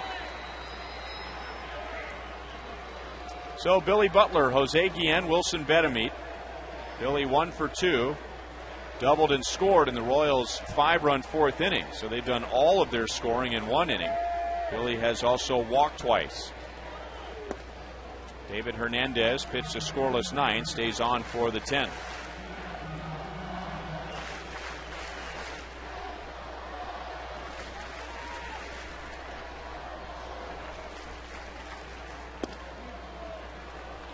Slider is in for a strike, 1-1. That was a hard slider right to the bottom of the zone. Billy flinched just a little bit on it, and that was enough to cause him not to react to it.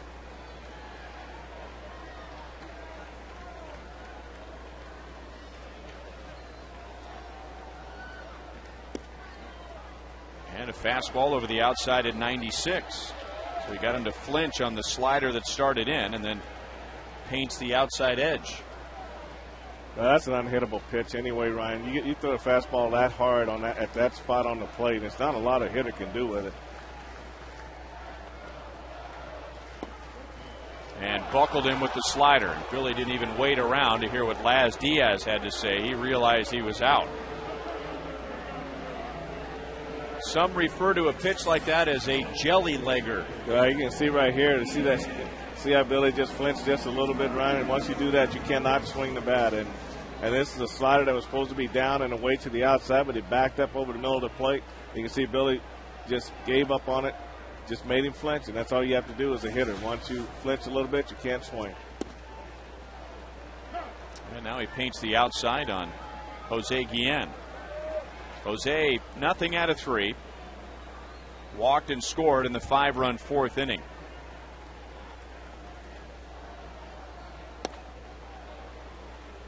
One and one.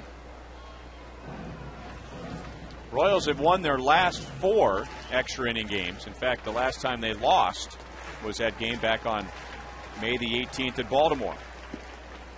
And very similar game. The Royals had a lead in the 8th inning. Corey Patterson tied it with a home run. That's what happened tonight. And then the Orioles winning it in extra innings.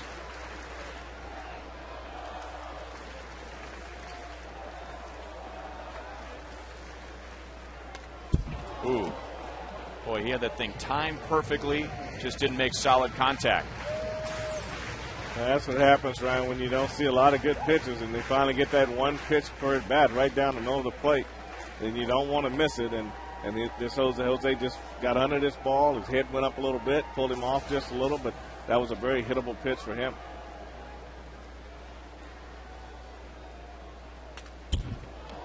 Fouled away again, 97 miles an hour. Well, Hernandez has pretty good command of that hard slider. Jose's had 2 real good swings at his fastball. I wonder if he would go with that slider on this pitch.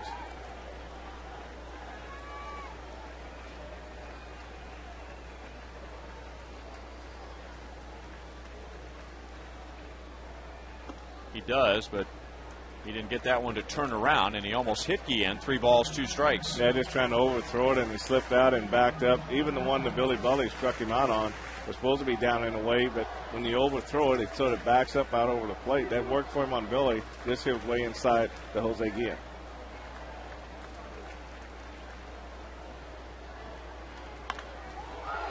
Just out in front, but that shows you right there how strong Jose Guillen is. I mean, that was just I don't know if that was a swing or just flicking at the ball, and plenty of distance. So just strong wrist. He got strong wrist on him, Ryan.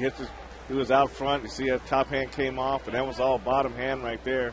He's reaching a little bit at this point. The top hand comes off, and he's got enough strength to take that ball away and pull it back down the line foul. Into center field. Adam Jones is back. That is into the wind. The wind now is blowing in from right center field. Jose hit it hard, but he hit it high, and the wind grabbed it. And there are 2 down.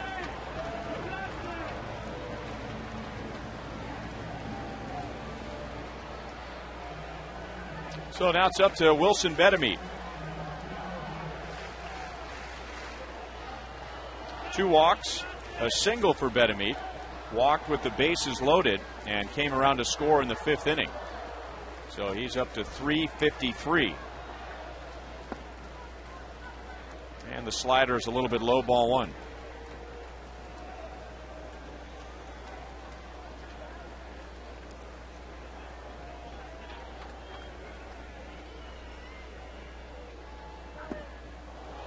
And that slider fooled him.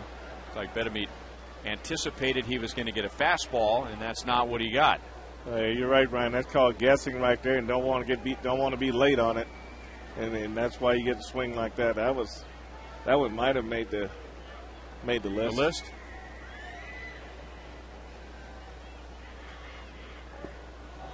And he misses the slider again, 1-2. Well, you see a guy take a swing like that, you know he's guessing fastball, and you want to come back and see if it's for real. And both times Wilson's gotten out front on this, and you know he's got fast. When guy throws 97 miles an hour, you're going to have that fastball on your mind, but you also got to have a little discipline and wait on the slider. Wieters gives a low target. It stayed up, and Betemit strikes out. An impressive bottom of the 10th for David Hernandez.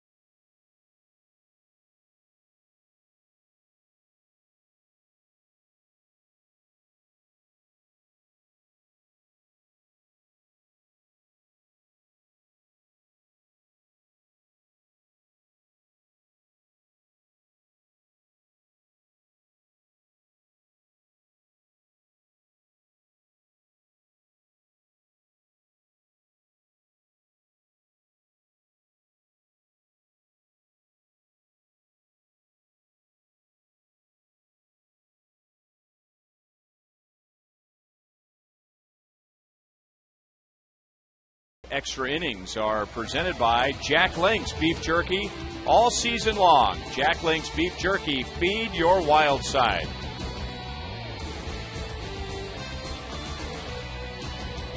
So Blake Wood will stay on for the 11th inning. It'll be Cesar Izturis, Brian Roberts, and Nick Markakis.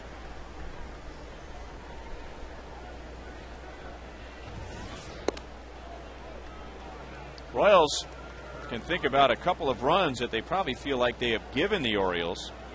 And back in the second inning, with 2 on and 1 out, Cesar Izturis looked like he grounded into an inning-ending double play, but the Royals were unable to turn it, and a run scored. In the 6th inning, Royals had a chance with 1 on 1 out to turn a double play, which would have erased Felix Pie. But after an error, everyone was safe. PA advanced to third, and then he came home on a fielder's choice. 2 balls and 1 strike.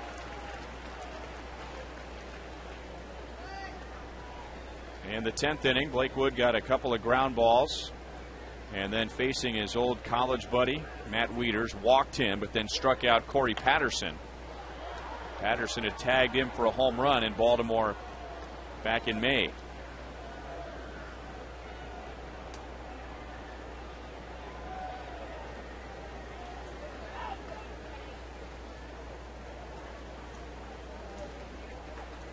you think he was pitching him careful? I think that might have shook him up a little bit, facing his college teammate. Not shook him up like he was scared or anything like that, but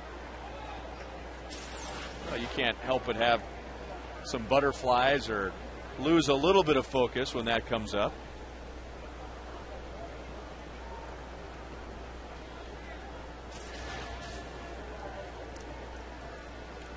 But now that that's out of the way, we'll see how he does the next time he faces him.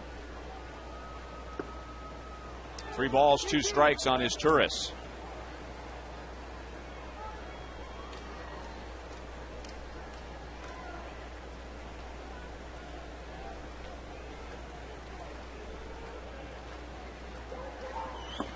Leadoff walk.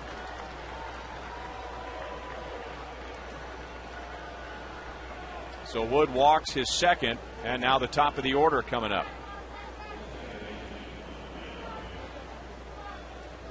Brian Roberts up there, anything can happen. He can hit and run. He can sacrifice bunt. He's just a tough hitter to have in this situation. When you're a manager managing against him, you don't know what to do with your defense. You don't know whether to have him come in and play for the bunt, but he does have the ability to drive the ball. Royals have walked 7 tonight. The Orioles have walked 6. And Blakewood throwing over there to see if Brian Roberts would tip his hand. He did not. Remember, this is just the 9th game that Brian Roberts is playing this year with a back problem. He has not dropped down a sacrifice bunt yet this season. Shortens up and bunts it foul.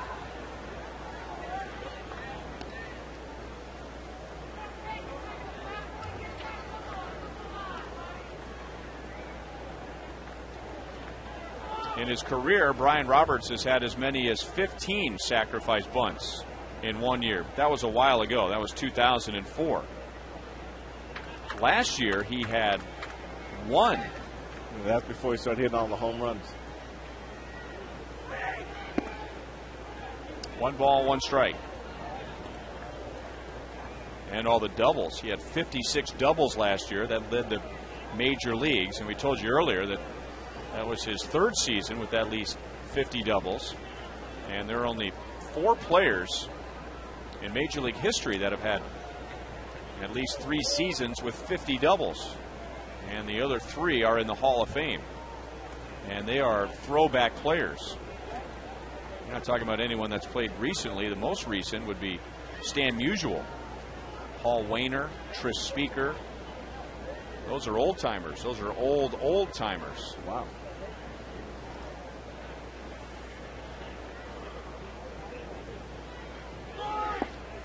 In the dirt, and it's 2 balls and 1 strike. But one thing pitching coaches tell pitchers, when a hitter wants to bunt, you have to make him bunt. And you have to give him something to bunt. But these pitchers are way out of the strike zone down. They're not even attempting enough. You know, the saying is, if a hitter is trying to give you an out, let him. Let him do it. Just give him something to bunt and move on to the next hitter. And now 3 balls, 1 strike. I mean, there's really no reason here to try and make a perfect pitch, right? I think right now you have to be careful because you don't know exactly what they'll do on 3-1. But prior to that, you just throw a good 4-seam fastball down the middle of the plate and let him bunt. I'd let him swing away here. With his kind of power, yes. Runner goes, and Roberts grounds it just foul. And the best thing that happened on that play was that Wilson Bettamy didn't get his glove on it, because then it becomes a fair ball.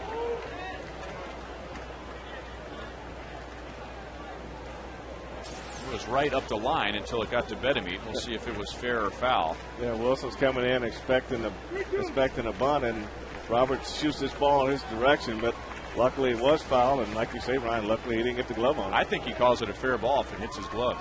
It looked like it was right on the line. Izturis runs again, and Roberts rips it to right field. So Izturis will keep running, and the Orioles do let Roberts swing away, and that pays off. They have runners at 1st and 3rd with nobody out. And that's the advantage of going ahead and letting the batter bunt. And now you got your man at 2nd, you got 1 out, and you got a chance to get out of the inning with. But now you're 1st and 3rd, no outs, and that's a more dangerous situation to have yourself in.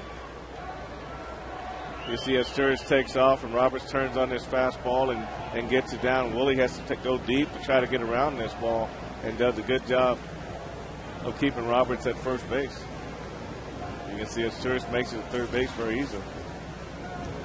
That is Greg Holland, who was just called up from AAA Omaha. So he might be called into a tough spot here. He was taken by the Royals in the 10th round of 2007. And these are the numbers that he had at AAA Omaha.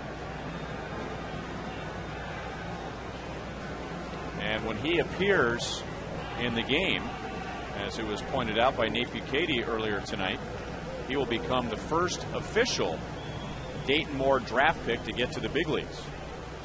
Dayton coming to the Royals shortly after the draft in 2006. So his first draft with his staff as general manager was 2007.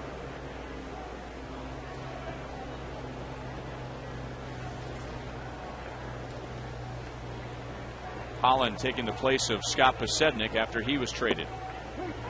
Blake Wood throws a strike to Nick Markakis. The Royals have the infield drawn in, hoping for a ground ball and a play at the plate.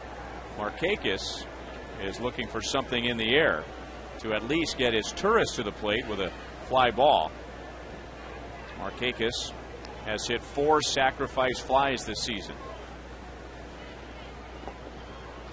And Kendall saves one in the dirt. 1 ball, 1 strike.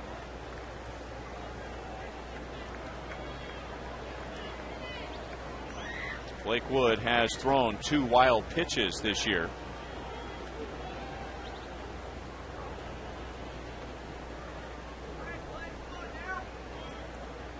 Well, Blake Wood's got that sinker. Right now, this is what you need to throw a pitch to him and induce a ground ball. Try to stay down in the zone and try to keep from getting a fly ball. And they get the ground ball to Aviles. His Turris is in a rundown. And now Roberts is on his way to third. So his Turris is out. The Royals are happy with that, but he stayed in a rundown long enough for Brian Roberts to go first to third and Markakis to go to second base. So all in all, that's not a bad play by his Turris at all. But you really, Jason Kendall, the only way you combat that, Ryan, is you run the base runner back to the base he came from. If Wilson stays back at third base and lets Jason Kendall run him all the way back to the bag, then you avoid that runner coming down from second base. But Wilson came up and forced to throw earlier than what they should have. So they should have ran him right back to the bag, made 1 throw, and that would have kept the runners at first and second. So 3-2, 5-1. 4-2, 5-1. Aviles starting the play on a ground ball. And now the infield in for Ty Wigginton. And he hits a fly ball into left center field. Alex Gordon is going to make the catch and will play it to third. Baltimore takes a 6-5 lead. Now, Roberts has very good speed. And I don't know if Rick Ankiel is going to throw him out, but I'd like to take my chances with Ankiel and his arm to just grab it and heave it all the way to the plate. Well, you got to give your best arm an opportunity with the game on the line, and I think that's what Rick Ankiel probably was telling Alex is, you got to let me take that play and let me see if I can do a good job of getting this ball in there.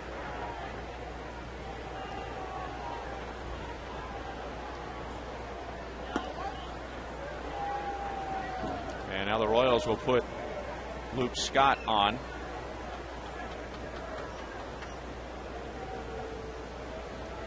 So Scott 0 for 4, but this will be his second walk, albeit intentional. And the Royals will set up a Blake Wood Adam Jones matchup, or the Royals just might decide to go to the bullpen and bring in Greg Holland for his major league debut.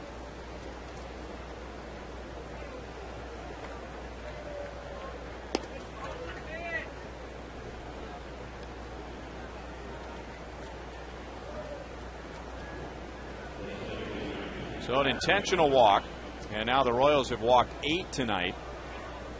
And this inning began with a leadoff walk to Cesar Izturis.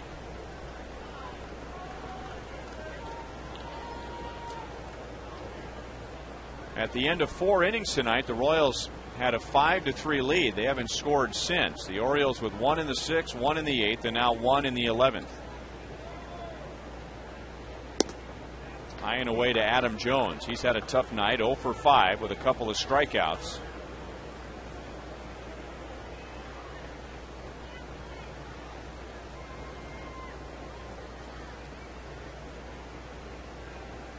Markakis at second base. Luke Scott is at first. Right center field. Bloomquist coming over. And that's the inning. Baltimore gets 1 and leads 6-5 to the bottom of the 11th.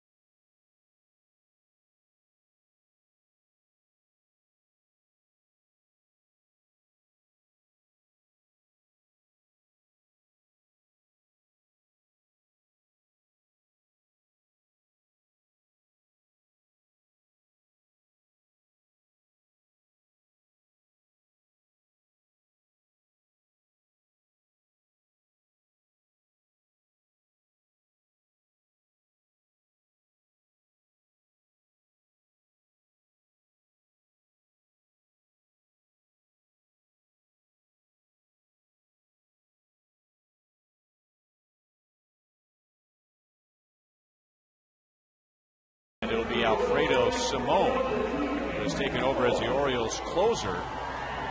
Look at Mike Aviles, Rick Ankiel, and Unieski Betancourt going for his 15th save. He has blown 2. Lead batting just .239 against Simone. We have seen a lot of walks tonight. By my count, 14. The Royals have walked 8, the Orioles 6, and Simone giving about a walk every 2 innings, so at times he can have control problems.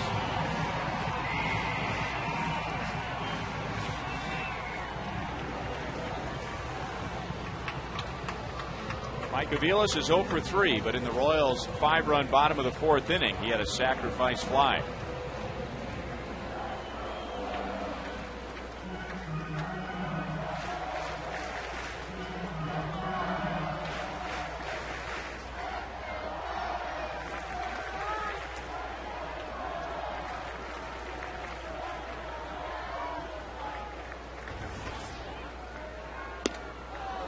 Fastball at 97. Aviles swings and misses and then loses the bat.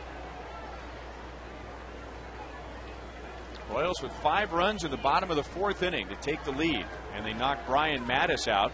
Mattis opened the game with 3 hitless innings and then couldn't get out of the 4th, but the Royals haven't scored since.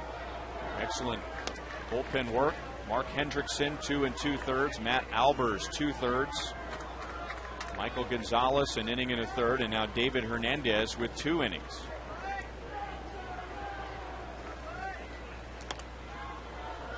And on the 5th, and the count is 1-2.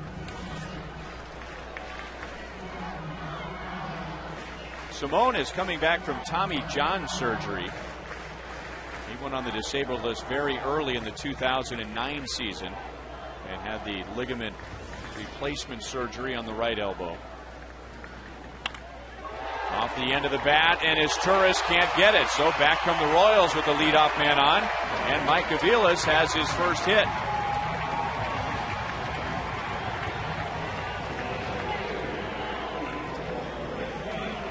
No, this is one of those excuse me hits right here. I mean, he has no lower half at all. This is just a pitch away from him and just all upper body. He's just lucky to get enough bat on this ball to get it out in the center field. Watch his body. Just nothing behind that at all. Just a late swing at a pitch away and just was able to get it right up the middle.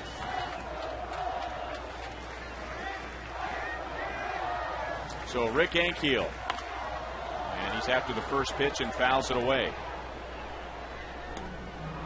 It's one of those situations where you really don't have the right hitter at the plate. At home, normally you want to play for the tie, but with Rick Ankiel at the plate, you can't ask him to bunt right here. So he's got to go for it. He is 1 for 4 tonight with a single and a run scored. Grounds it to second. Roberts is Turris. Scott. 3rd double play turned by the Orioles tonight. And that is one of the differences in the game tonight. The Orioles are 3 for 3 in double play opportunities. The Royals are 1 for 3.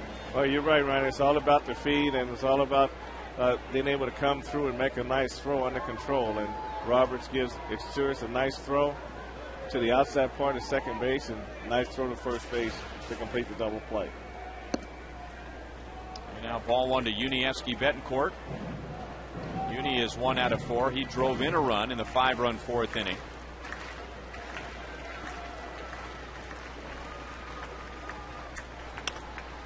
And that's line to right field. The outfield deep in a 1-run game, preventing the extra base hit.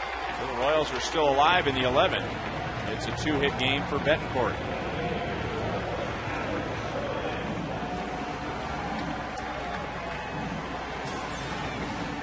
Well, you're not seeing a lot behind these swings of balls. He's done it.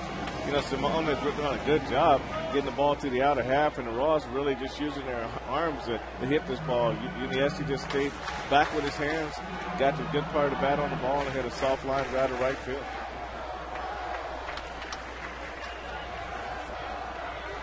Alex 1 for 4. He drove in a run in the 5-run 4th inning. Facing Simone for the first time and taking down and away.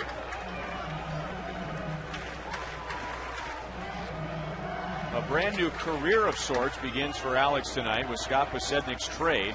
Left field is his for the last 2 months. He is batting 9th tonight. 2 balls and no strikes. Sent to the minor leagues and immediately moved to the outfield.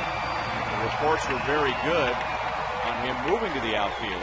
Still has some things he needs to work on, but looked more comfortable than he did uncomfortable. Played a few games in right. But now Posednik gone, left field is his. Line foul. Just a little bit out in front. And that's really got to make him feel comfortable, Ryan. He knows he's going to be playing every day. And all the things that he went down to AAA to work on, we'll have an opportunity to see them over the next 2 months. And he'll have an opportunity to prove that he's ready to play at this level on a consistent basis. And going forward into 2011, if he's going to be a part of this ball club, then these next 2 months are going to say a lot for how far his development has come.